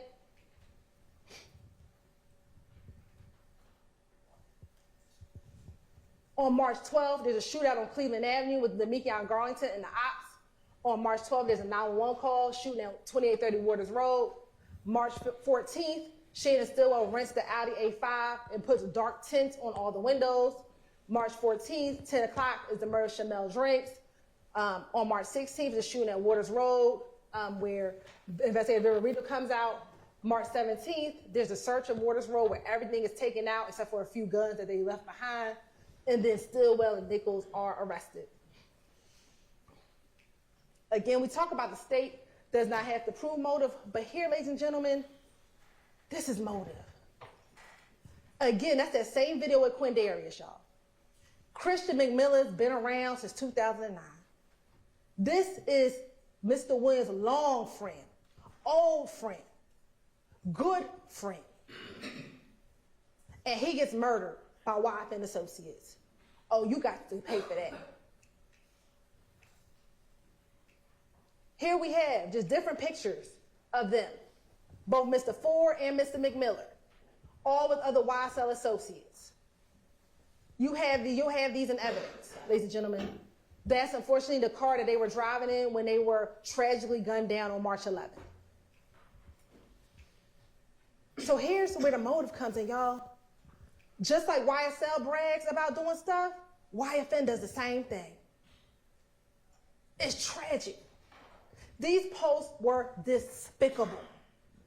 That post crossing out that young girl's daddy and saying that, despicable. But that's the type of stuff that gangs do, right? To keep nudging each other. Well, that would make you mad. You see how heartbroken YSL was for the death of Mr. McMillan and Mr. Ford. They were devastated. These are all different YSL members posting them because they were devastated. And that's where revenge kicks in. That is Mr. Stillwell's post. I ain't gonna be the only one crying. Nope, you're right. The Drinks family crying. Because he had to make sure. And what does he say here? Just rest, Mac, I got you, man. Crying emoji, broken heart, taped up heart, devil emoji. He was ready to go op hunting. I know that was in January, but that just goes to show you he already knew how to be on the prowl. He already knew how to go op hunting. And this is what Demekion say on the wiretap on about March 11th to March 12th. March 12th. Yeah. I ain't talking about the AFB. Oh, AFB. Yeah, you know he don't know. Yeah. You know what he on. He on looking for them folks who killed our boys. That's what he on. Yo, But then, slip it up. anybody asked, we went to look like something in the midnight, and just said we went and looked for them on those kind. Okay. I said, nobody. Yeah, I know. Well, I don't know either. Leave me alone. Leave it alone.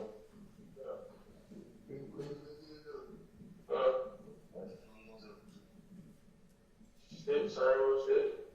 Sounds like. Same shit. I was like, what it does. Some told me to come pick me up. Shit, that was on. Yeah. Yeah. Next time, be here and robbed up. I said, man, robbed up, get no coat. Yeah. I tried that shit yesterday, but nigga don't got that. Yeah. Same shit. We on the prowl. We looking. We went because we need to go find them folks who killed our boys. So we out hunting. Let's go rent this car. Now, this notion that they rented the car because Taisha got into the gunfight. Well, she got into the gunfight on March 9th. So she got into the gunfight on March 9th. Why y'all just renting the car on March 9th? They rent the car on March 14th. Oh, here we go. And what do? Immediately go to the tent place to go get the rental car tinted. Well, why do you do that when you're op hunting? Because the ops don't know what kind of car you in. So you can disguise yourself in this Audi because they don't know you in it. So they're not suspecting you. That's not the car that they're used to. So when you go op hunting, you got to switch the car out because they're not expecting to find you in the car. And then you get tents, but not just regular tents, y'all, like dark black tents. Like you can't see nothing. Some may say those are not detentions you're ever allowed to have on your car. Why? Because you out hunting. What do we know about Shell Kell and Demikion Garner's social media? What does investigative Viverito tell you? That because she was following both pages, she could see who followed who, and Demikion followed Kelvin Watts. So what post do we see? This post was posted, I believe, on March 13th. And it's a picture of Mr. Drinks, Jasper Walters, and Kelvin Watts. And Shell Kell reposted it with the 2 shells, the zipper lip, and the black heart. And I guess for Mr. Stillwell and Mr. Garner, there must be a confession. Because this is the post that got Mr. Drinks killed. Because remember, no one knew who Mr. Drinks was. The investigators didn't know. When you listen to some of the wiretaps y'all listen to, they didn't know. So this post is the post that gets him killed. Not any verification, not that you should have been killing anybody anyway, but no verification whether or not they actually did or anything. But because Shell Kell posted 2 shells, a zip lip, and a black heart, that was Mr. Drinks' death sentence. Op hunted. The reason why we took this picture, y'all, is if you remember from the video, and we're going to look at the video in a moment, Shannon was parked about right here in the alley. And we know that because you see him when he comes in. If you watch the videos, you see when he comes in. Remember that Mr. Drinks pulled up to this pump. No, this pump. They had the best vantage point to see when Mr. Drinks came in, when he walked into the store, when he walked back out the store, and when he pulled off.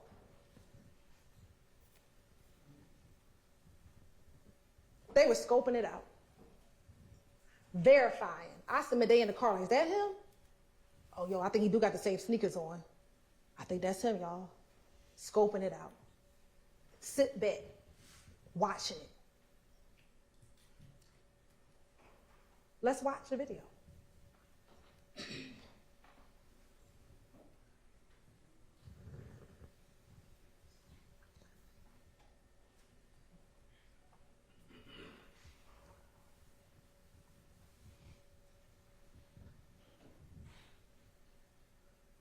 Now, this is where Mr. Stillwell, they get to the gas station.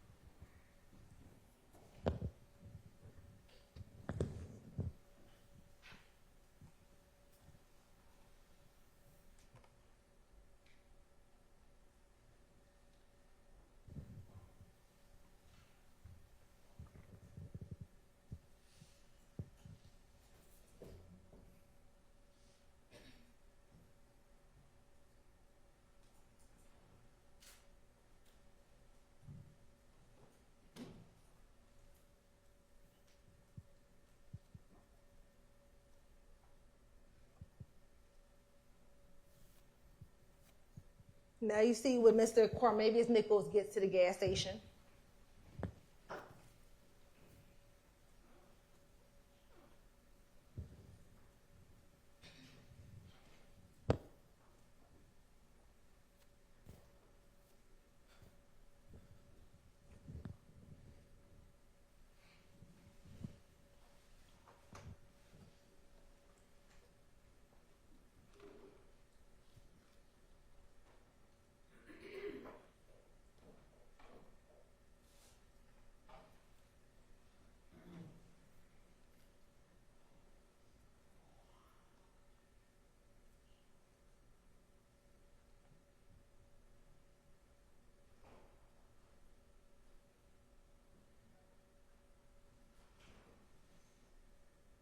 That's when Miles gets out the car.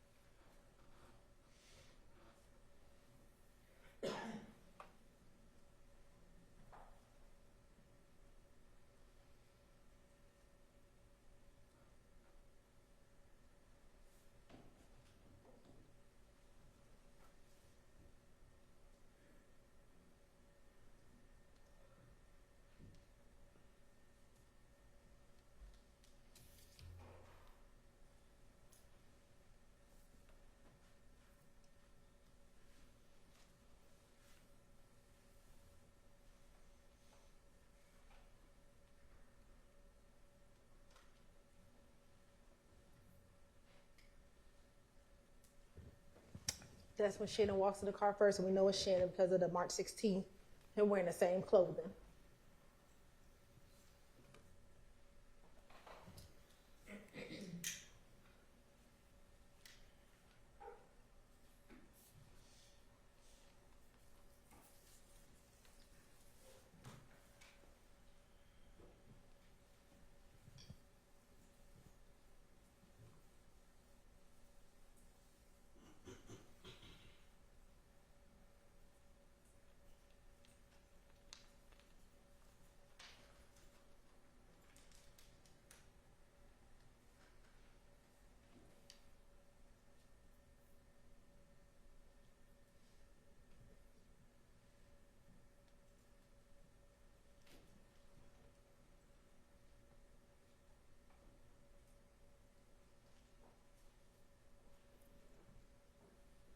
Of course, that's Cornelius Nichols when he walks inside the store.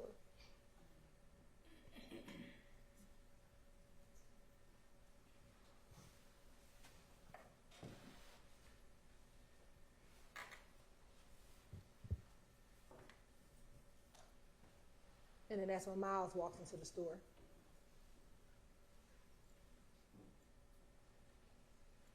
In his Slama dye shirt.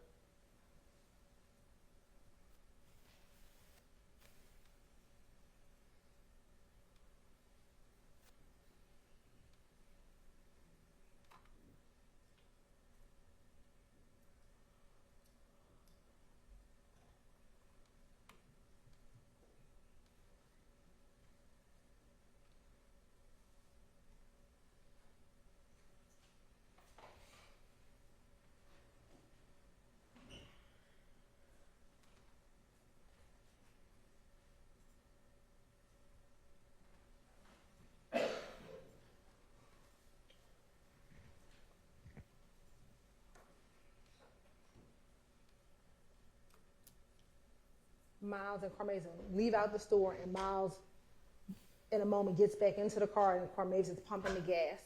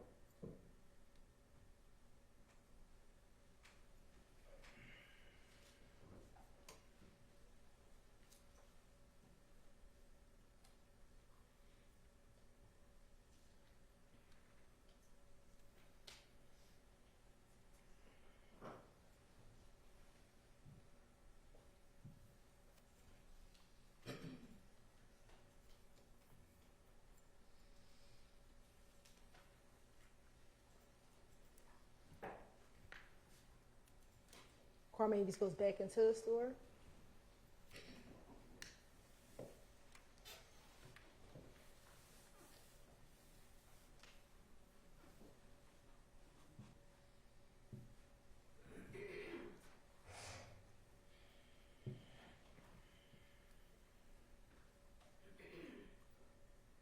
And this is Mr.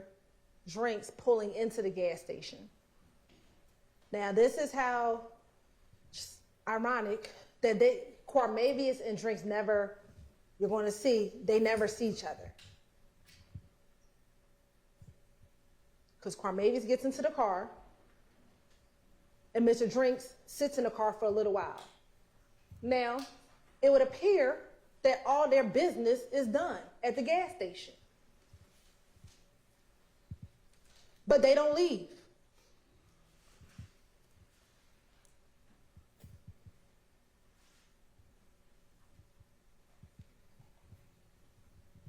It is 21:56.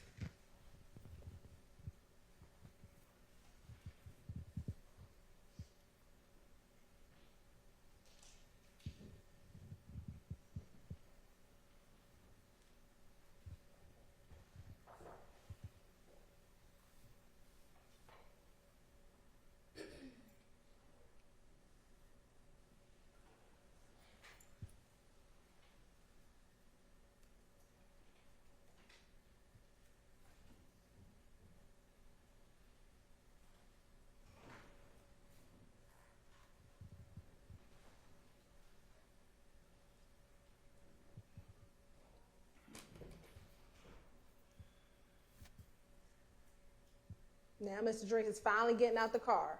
See where he's walking? He's walking closest to where Drinks and Demikian are in the car.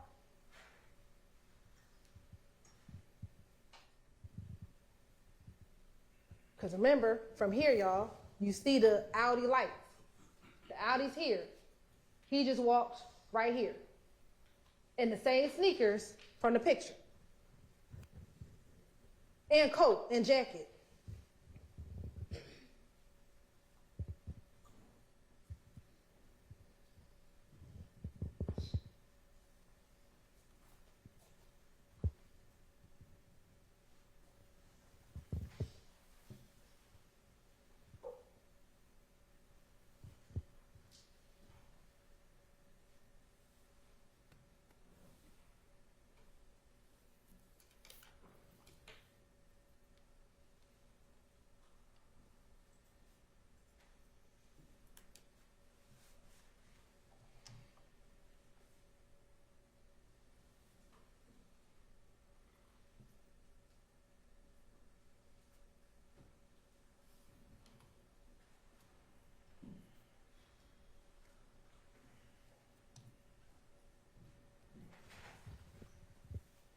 They're still sitting there. None of them come back into the store.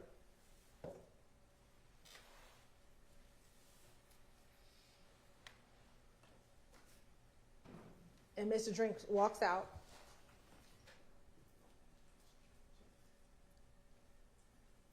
And he walks back to his car.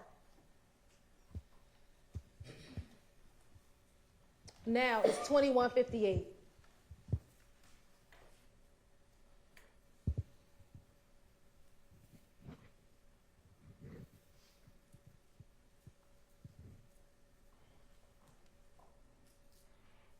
Neither car, they're not pumping gas, they're not getting anything.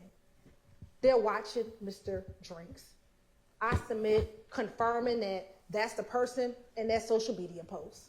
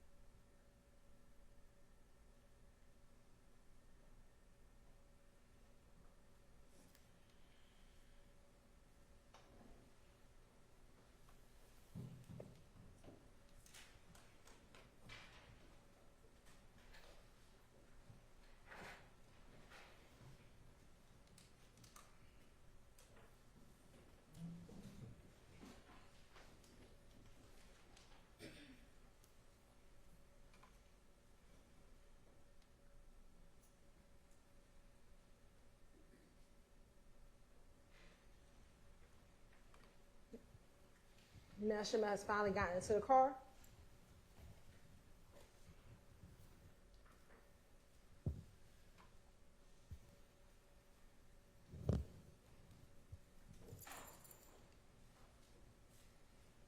And I submit this is what's happening.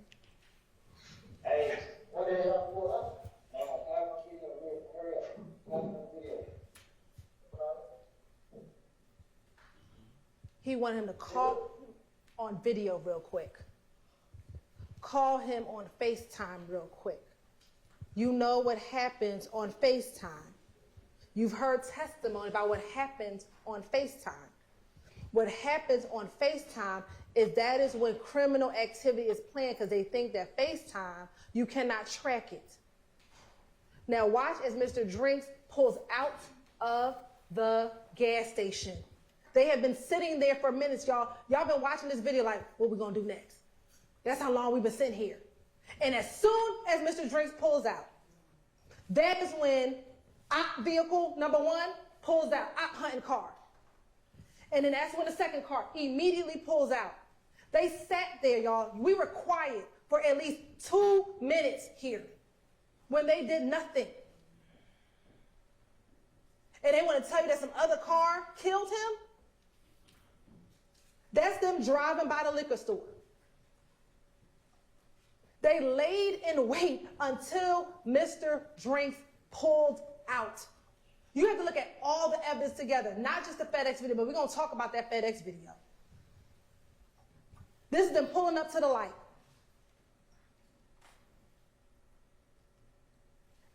You see there's somebody walking on the street, walking this way towards the gas station. Here go the 3 cars pulling up at the light. Ladies and gentlemen, you can't see it here, but we know that there's a red light. Shannon and Nichols are stopped at the red light. They stop.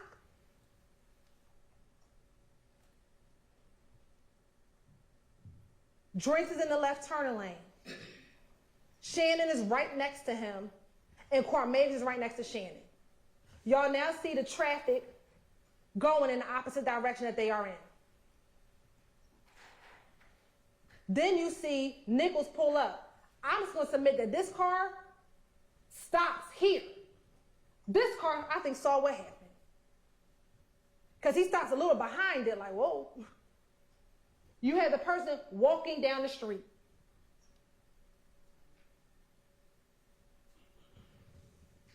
Mr. Shard, and we're going to talk about this car in a moment, Mr. Shard talked about what the medical examiner said. What she said was there will be no conscious movement. She didn't say anything about unconscious movement.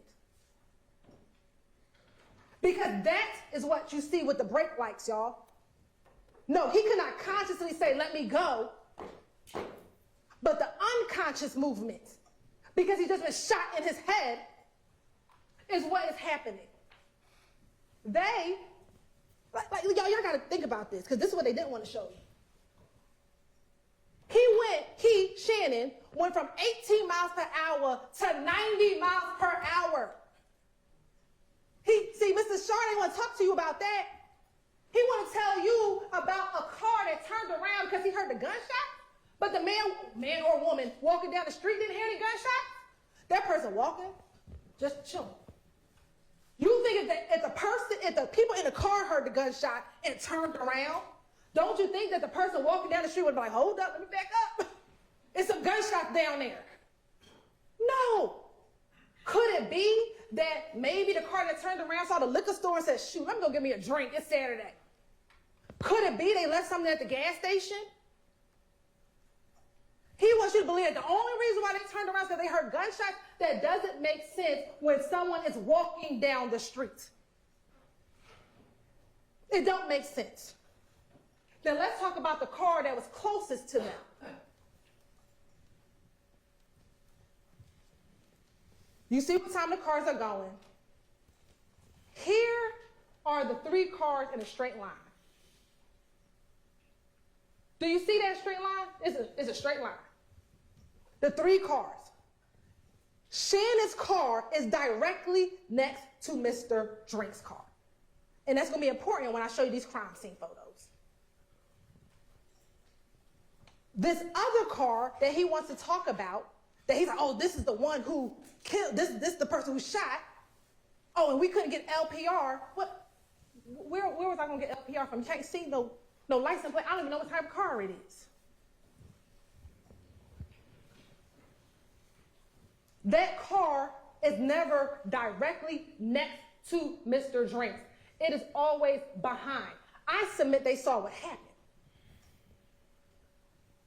And when they inched up, they looked over, was like, oh, let me get up out of Dodge. As most other cars did, except for Mr. Cheeseborough. Mr. Cheeseborough's call did not come in until 10:27, because every other car did what that car did. They drove by it. That car actually waited at the red light versus Mr. Stillwell almost hitting traffic. So this notion that he stopped at the red light, if you didn't just shoot and kill somebody, why are you fleeing through traffic to get on the highway at 90 miles an hour? Use your common sense. Many of y'all, if y'all choose to talk to us at the end and you can, once the judge lifts all the admonitions, some of you may ask, how I get chosen? And we're going to say, because you got common sense. Your common sense will tell you that when you go from 18 miles per hour to 90 miles per hour, when you see the person who you think killed your best friend, that you shot and killed him. That's just your common sense. Not some random car that pulls up behind and unfortunately may have witnessed a shooting and they don't want to be involved. Let's look at the car. The crime scene pictures take pictures for a reason. Here go the bullet holes. 1, 2, 3. See, Mr. Sharp didn't show you that. Because if you see the crime scene photos will show you that the bullet went through the door where Mr. Stillwell's car was. And we'll talk about the gunshot residue. What makes sense? There's no muzzle flash anywhere on the video. So that's just nonsense. You don't see no muzzle flash. Mr. Drinks dead, though. So we know a gun was fired. Let's take his theory. You don't see the muzzle flash when the other car pulls up, do you? You don't. That theory makes no sense. You have to take all the evidence, not just FedEx, but everything that occurred. Like I told you, he went from literally, y'all, 18 miles all the way to 90. To 90. This is the intersection. This is 1 minute later. What you fleeing for 90 miles per hour if you ain't killed nobody? You was just chilling. And then you go to the studio and do what you do. You brag. Because remember, they all went to the studio. And what'd he say? Pop my shit. I really got options. Poor little ops. Look how they just dropped it. Poor little ops. Look how they just dropped it. Those are his words. After he just executed a man at a light. He goes to the studio to go rap about it. This is why they think they above the law.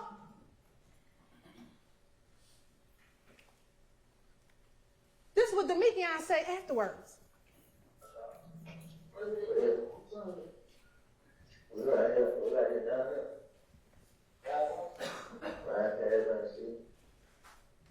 Now I know I don't know if y'all remember when them two got into it, Mr. Viverito was like, he said city, he said C. No, he said, I'm coming back, we just coming back through riding trying to see. This is at early morning hours on March 15th. Why are you coming back through the crime scene if you ain't did nothing? Why? This is Mechanicsville, y'all. They went to Fulton Industrial. This is coming back in the city trying to see. They came back through. Why? Because they want to see, is the police still out there? What they doing? They canvassing? Any of the homeless people see what happened? Let me try and see what's going on. And then what did Mikian say afterwards? This on March 15th, y'all. We got y'all, boys. You right? They thought that they got him because they killed Mr. Drinks, who they thought murdered Christian and Darius. This is we got y'all, boys.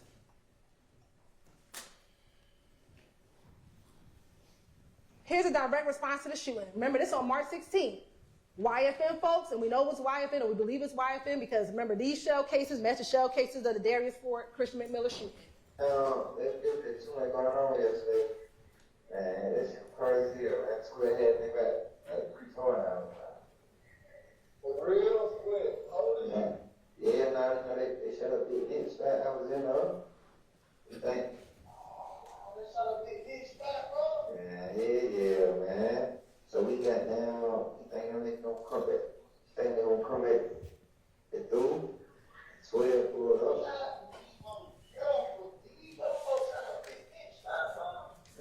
Yeah, I'm gonna come to the window. You know, I was in the living room with crazy, but nobody get hit. And you know what we did was, what y'all know is, bro. Yeah, for sure. What'd he say? They shot Big Nick spot because their boy got killed in Mechanicsville. Again, the streets know before we know. But how did we find out? Because their house got shot up. And I don't know why they wear the same clothes. I have no idea. I don't know why they didn't want to change their clothes, but they decided they wanted to be in their same clothes for 2 days. I don't know. But they did. And that's how they found out. Remember what Investigator Hogan said, Investigator Flores, they didn't know really what happened on the night of. All he knew is he had some suspects on the surveillance video, and that's it. And just lo and behold, Viverito just at APD doing what she normally does, just say, hey, do you need help? And he's like, let me show you the surveillance video. This is all I got. And she's like, oh, snap. That's Shannon. I just saw him earlier today. Oh, and that's the car?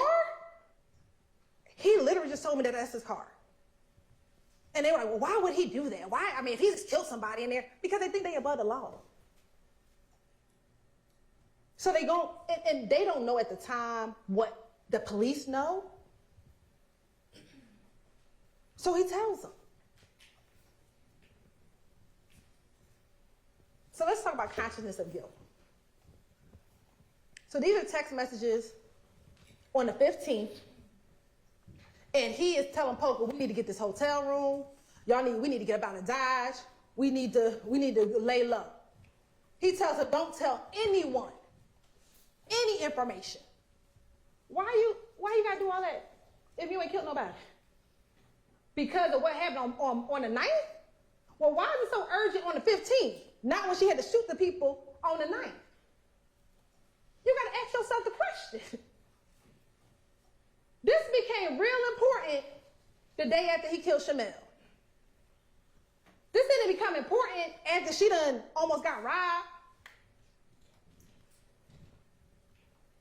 What else you have? You're searching for the crimes? They want to tell you, well, that's because his grandmama told him and his girlfriend told him. Well, they told him on March 14th about the shooting. He not Googling on March 14th. He Googling on the 17th. Oh, what happened? Viverito. Remember what they said in them jail calls? Shit, Miss V know everything. Right? They like, Miss V know everything.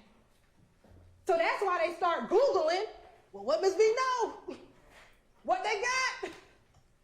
This is the same way he started Googling on the 12th, on the 12 Atlanta shooting. What them folks got about that shooting over at 12 Atlanta? You know Stephen did that. What they know? That's why you Googling. Consciousness of guilt. You done fled your good Chick-fil-A sandwich out of the park. Why? You start hearing them helicopters going. You like, hold on. It's the 17th. I've been Googling. I ain't heard a whole lot. Now I got helicopters? Let me get up out of here. The police sirens going, helicopters going, and they go fleeing. That's consciousness of guilt. You deleting contents from the phone? You got Grandma Betty helping you out deleting the contents of your phone? Why? Oh, because you don't want us to find that music you done put on there. You don't want us to find that those contents, those lyrics you've been writing. You don't want us to see the text messages that you out hunting. You got your, I don't know if it's a little brother, little cousin. I'm not going to play the call for you, but that's that call where Grandma Betty's like, you better hurry up and get home. You know what you got to do. Them folks got the phone. Why are we deleting the stuff? And it's not because of poker, because they didn't delete it until Viverito got the phone. He ain't want poker to have the phone. We started deleting it when the police got the phone. That's consciousness of guilt, ladies and gentlemen. And then let's talk about the call that Mr. Shar played, because he ain't played the whole call. So we're going to play another portion of the call. What's up, bro? What's up?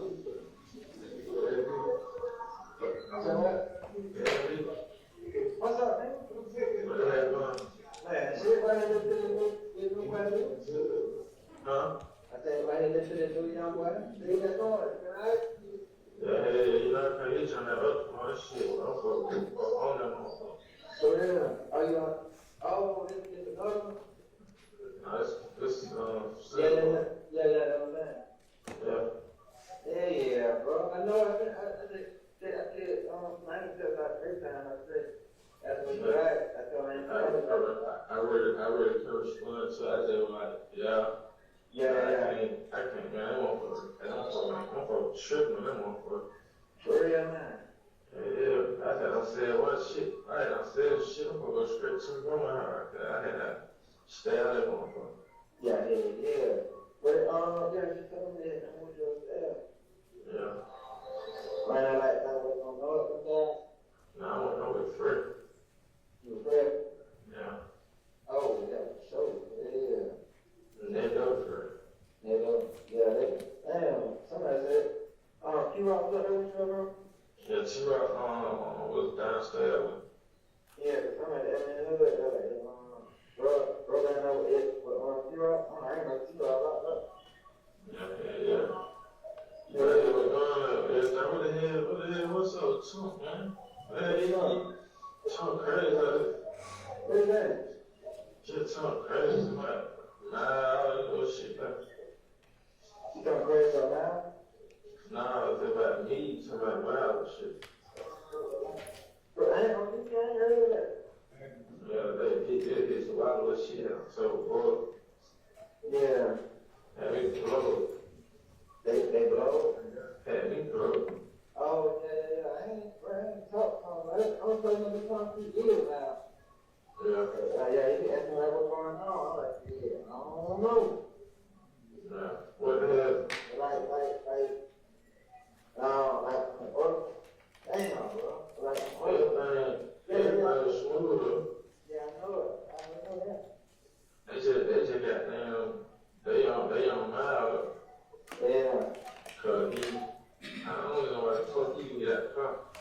Yeah, that's what I'm saying. Like, that's what I'm telling folks. I'm like, shit, what the hell they locked up for? Like, they just saying, like, you know, I'm like, bro, they good. I'm just like, they gonna assume shit like that anyway. They gonna assume that, like, I mean, we didn't kill them, That's what I keep telling that little one. Keep telling him like, just chill. Like, I know.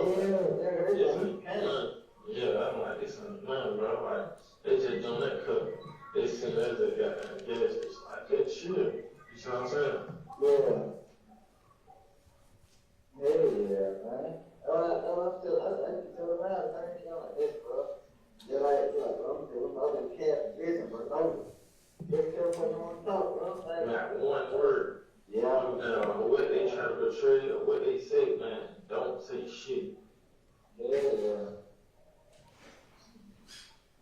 I ain't know that, like, Trump. I think they'll be like, hey, bro. Like, everybody get caught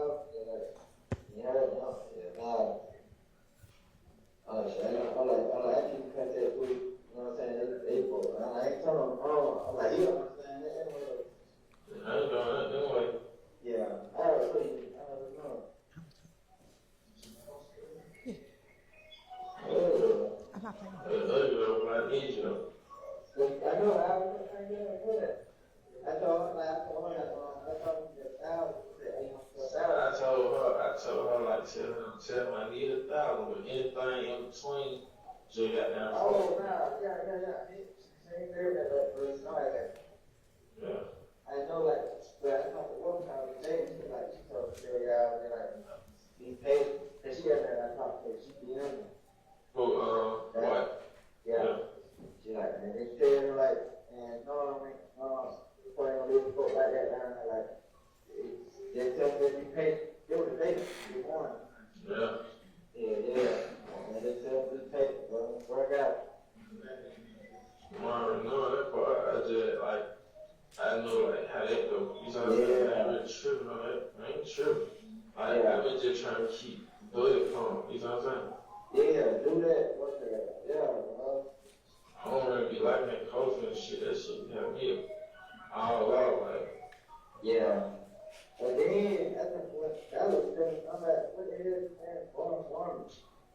Who? So they, I'm like, farm. Okay. Yeah. She really kind of told me you felt I was born. They would have, I just remember it was a bitch by myself. Yeah. Yeah, I remember. Yeah, I remember myself. That's when he showing the way to see the turn head. Yeah. Like, yeah. But like, who don't last? She ain't coding them. No better on my page and shit. So, I don't know who told her to video check, like, bro, I ain't wrong. I say, you wrong, you damn for some shit, man. Huh? I ain't say brain, you damn for some shit, you think, bro. I ain't know what's wrong. I'm like, listen, bro, you know what's going on. Like, before all this shit, like, child of the church. Yeah. I'm like, shit, you know? I'm like, you know what's going on, like, you know, bro, ain't no problem, she going with everybody, I'm like, listen, bro. You know how this shit is, bro. Trying this shit, but like, I'm like, hey, everything. I'm like, shit, that ain't going on no more, bro. I'm like, y'all, they gonna give you, and then they put on right now. I told her, be quiet. Yeah. Now they get ready to figure about an hour on free at the store with this and shit, like, yeah, I'm like, 3 hours, good thing. They also, so I just stay away from that. That's the police shit. Yeah, man. Got down, you know, they pen powder for rings, all that shit up. Yeah. Don't come back clean, you know what I'm saying? So I ain't tripping on that. So there's a few things that happened in this call. So let's talk about the first part of the call. The first part of the call, they're talking about Miles Farley. And if y'all remember, y'all heard the jail calls when they were trying to get protection for Miles Farley. Well, this call is on April 1st, early in the morning before Miles is arrested. And what you hear them talking about in the call is, one, I don't know why Miles got out the car. That's the only thing they really got on him because they saw him on the surveillance video. And more important, they're saying, tell Miles don't talk to the police. Tell Miles don't talk to them folk. Because see, Miles ain't never been in jail. So they think if Miles starts talking to the police, he the weakest link. So they're like encouraging Miles, don't say nothing to him. So that's what the two people in the shooting car are trying to make sure that they are protected by making sure Miles don't talk. So that's the first part of the call. Then you hear them talking about Dolly White. Well, we all know Dolly, Doug's sister. And they're talking about getting payment for a lawyer. And then before that, or right after that, they're talking about Blizzy seeing Damikian at the hotel in Cobb County. Remember, Blizzy is the ops, Carlos Barber. And so now Damikian is updating Shannon about what's happening. Because remember, Shannon's been in custody now since March 17th. What's also important is that they're on this contraband phone. So remember, early in the call, they're like, Shannon, like, I couldn't be on that other phone because they got my phone. So now I'm using somebody else's in jail contraband phone so that we can talk. So on this contraband phone where they don't think anyone can hear them because they don't know it's a wiretap. They're like, hold on, Miles is tripping. Tell him don't talk to them police.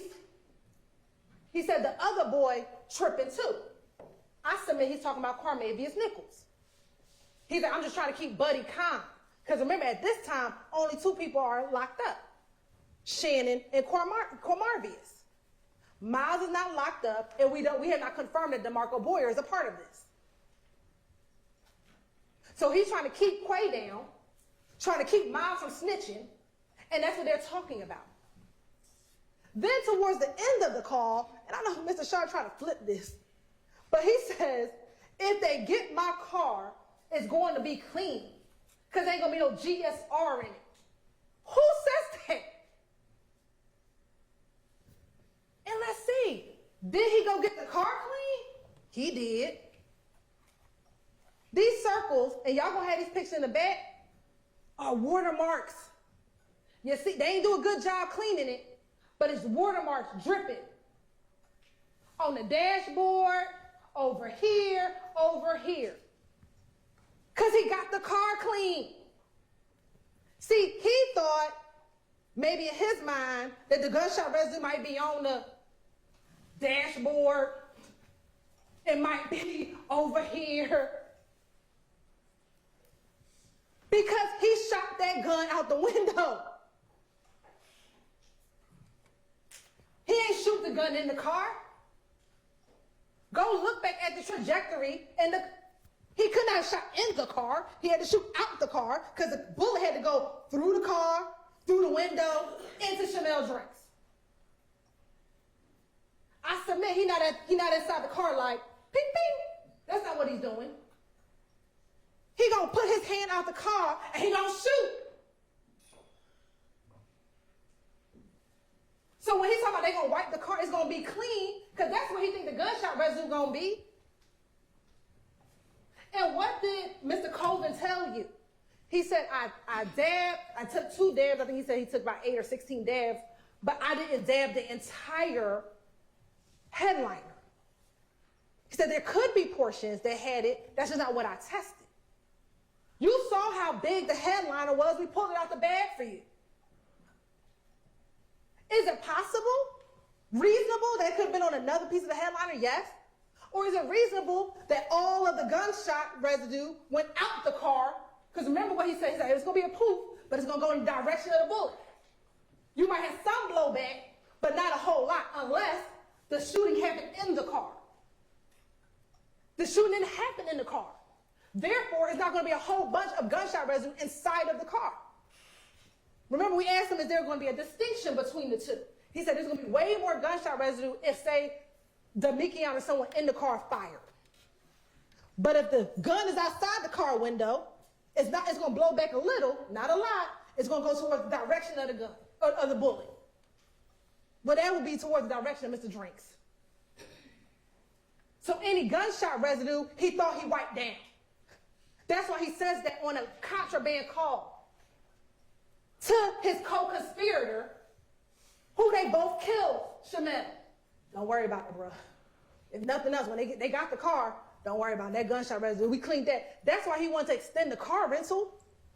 He extended the car rental on March 15th. He had to. He couldn't take the car back. By this time, I got to get that thing cleaned down.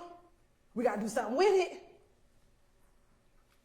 He probably going to try to get rid of it. But we called him on the 17th. He ain't have enough time.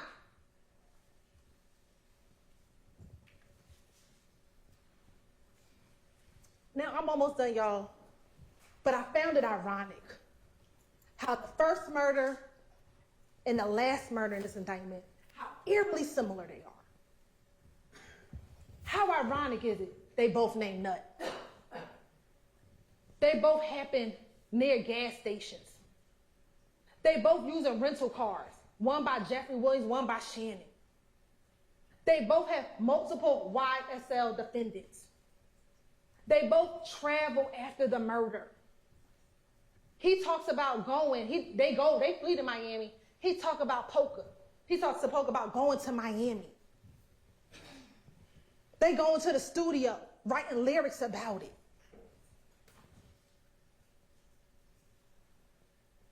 They're both, Shymel and Donovan, are affiliated, associated with YFN. But they want you to believe that this is just two totally unrelated cases. Oh, and Shannon is supposed to be the shooter in both of them? The one who's always on go? He says it himself, but Quindarius said it too. The one who wants to do the murders because he wants status in the game? But they want to tell you, don't believe any evidence that the state brought. Don't believe any of it. Ladies and gentlemen, I ask you not to do that. You know, Mr. Drinks, young man maybe trying to find his way, maybe getting caught up in the wrong crowd. But on that day, he should have been able to go to his girlfriend's house. He should have been able to maybe decide that these aren't the friends he want to be with. But no, this is what they did to him. Left him at the light like this. And for what? Off a social media post? This is trash that they're doing in our community. Same thing with Donovan. Donovan was trying to turn his life around. Donovan was trying to get into the music business. Donovan was trying to leave that gang stuff alone. He up here drinking his glass of wine when you see the picture. But what did they do? Off of what? Because Donovan was at the barbershop joking, laughing outside. You see the surveillance video? And left him like this. All in the name of YSL. All in the name of the game that they want to tell you is a music group. It's music. This ain't music. This is not a song right here, y'all. This is real life. Real dead bodies. Real dead people. Real shootings. This ain't no song over a beat. And they know when they brought him to it, with his slap tattoo, his omerta tattoo, what they were doing. Ladies and gentlemen, they are guilty of every single count that they are both charged with. Mr. Atkins told you what this was about. Destruction of people. Destruction of the community that they live in. Deception. They want to deceive you by telling you that these people in here are just lying just to lie. They're trying to deceive you to tell you that this is all about rap music, rap business. It is not. This is about death. How many dead bodies at the hands of YSL? How many people shot at the hands of YSL? They are a gang. By every definition of the word. And you want to talk about we are here just trying to get people of color? No, I'm trying to get gang members to stop committing violent acts in this community, in Fulton County, where each of their victims are people of color. The people that they destroyed, the people that they hurt, the people that they tarnished. Young boys. Rodalius Ryan could have had a promise in life. But what is it? He out here murdering folk at the hands of YSL. Christian Eppinger at the hands of YSL. Go catch you a body. That's how you become slime. That's what he says in his song. Go catch you a body. I'll show you how to be slime. And that's what these little boys are doing. Catching a body to be slime. But they want to tell you that we got a vendetta on people of color? It's ridiculous. It's absurd. And intimidation. These two defendants, Mr. Kendrick and Mr. Stillwell, are guilty. They are guilty of murder. They are guilty of gang acts. They're guilty of conspiracy to violate RICO. And I ask of you, look at the evidence. Look at the law. I know it took some time. I know you probably want to go home and get your turkey. I know I get it. But I am asking you all to go back there, finish this marathon, finish this race, hold them accountable for their actions. When you apply the law with the facts and the evidence, there's only one just conclusion, that these defendants are guilty.